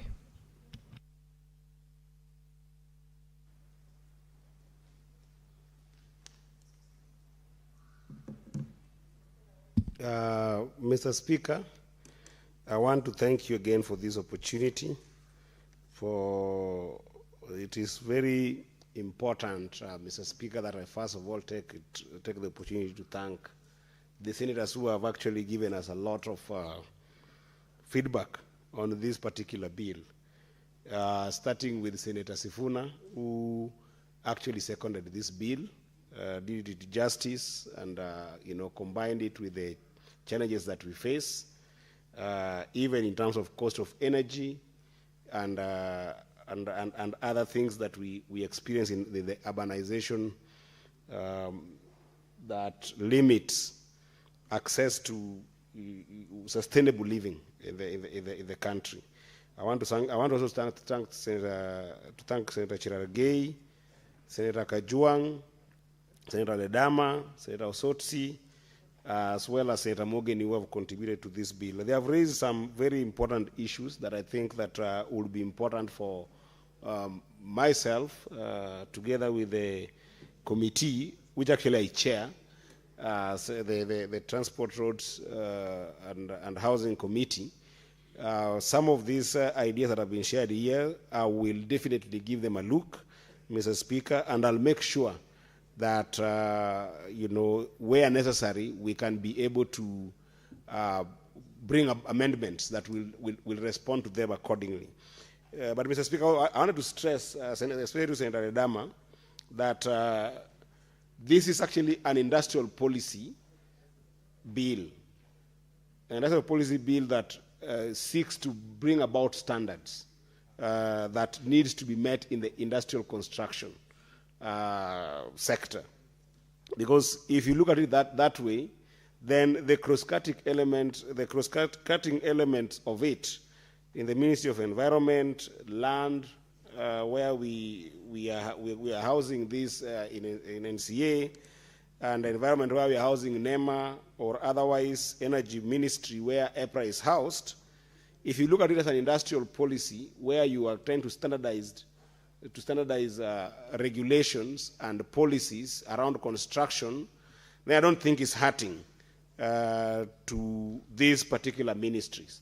But I'll have another conversation with the senator. He's also the whip of the minority side, so his wisdom is certainly welcomed, and I'll talk to him to see how we can be able to find a nexus between the conflicting element that he has raised, as well as the overarching nature of an industrial policy that seeks to standardize the industry.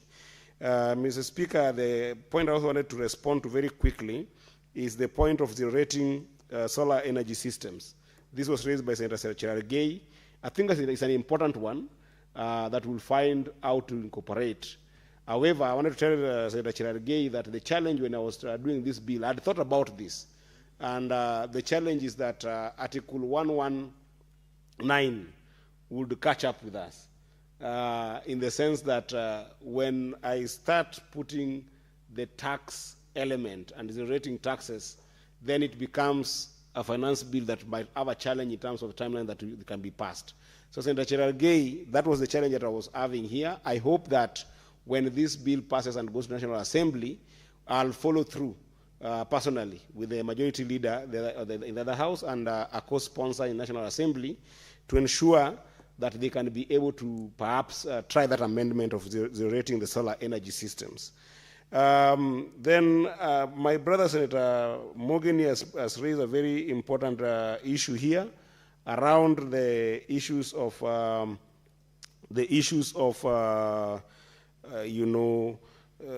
housing code that has been reviewed. Initially it was an housing code of 1962 and then adjusted to 1968, but then it was recently reviewed in the 2024 review. I'm aware of this, Senator, but what we're looking at here, which is lacking in that housing code, is that the prescriptive element of what constitutes materials that are used in our industrial zone, in the housing industry, that can be able to allow for response to climate resilience. Because the climatic risks are not defined in the housing code. I read it, which is why I came with this as a chair of transport, housing, and roads. The problem is there is no clarity on what is the industrial standards of responding to climate change. So I want to give you a good example that comes to my mind very fast. Mr. Speaker, if you look at the houses that have been constructed in Nairobi, the story building, you'll find out that most of them have got strength to weight ratio problems. That's why you see that sometimes you see story buildings falling, collapsing after construction. And there is no consideration of between that strength to weight ratio vis-a-vis the topography of the area as a result of climate change problems.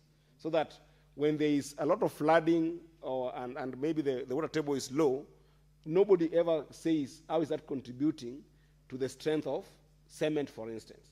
But when you go to Europe, there is a material that right now that they use called CLT, cross-laminated timber.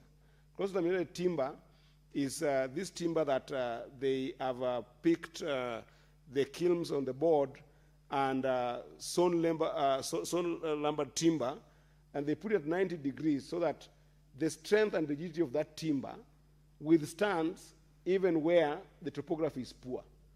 And then it becomes a renewed material that can be able to respond to climate change.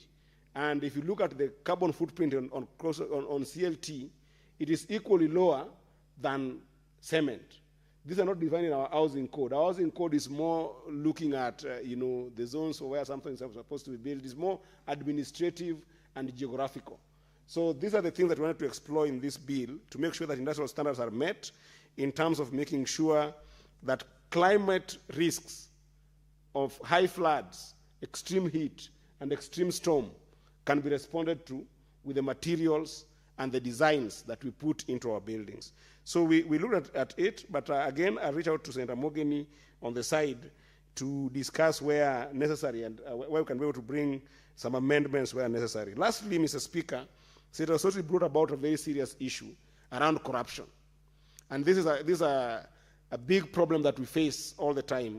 Where licensing on zones that have been established, people go and defy those by basically paying money. We've seen places where approvals and inspections are not to established standards, and they keep on being ignored because there's corruption in these areas.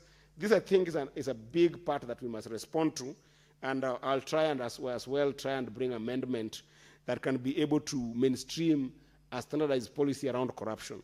Other than that, Mr. Speaker, I want to thank all these senators. I think this House definitely has got depth and quality in terms of just the nuance in debating, considering bills. And certainly this has been one of those very inspiring sessions where these senators have really contributed to my thinking in terms of strengthening this industrial policy. So therefore, Mr. Speaker, I want to reply. However, pursuant to Standing Order number 663, I request that you defer putting of the question to a later date given the quorum that we have in the House. I thank you, Mr. Speaker. Thank you, Senator Eddy. The putting of the question has been deferred. Honorable Senators, looking at the order paper, orders number 9 to 12 will have to defer because there's a lack of requisite number of senators in the House to go to division. Order number 13 is also deferred. Mover is not in the House. Order number 13. Order number 14 is also deferred. Orders 15 to 19 is also deferred. The movers are not in the House. Order number 20, the mover is not ready to move. It is therefore deferred. Order number 21 to 25 is also deferred. The movers are not in the House.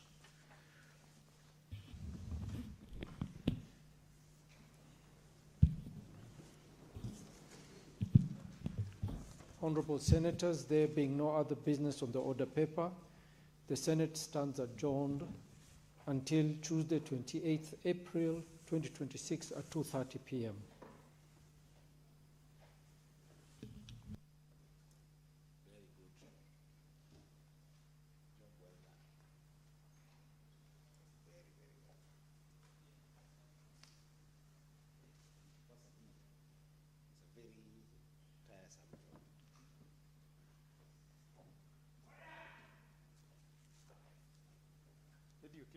Yes. You use glasses?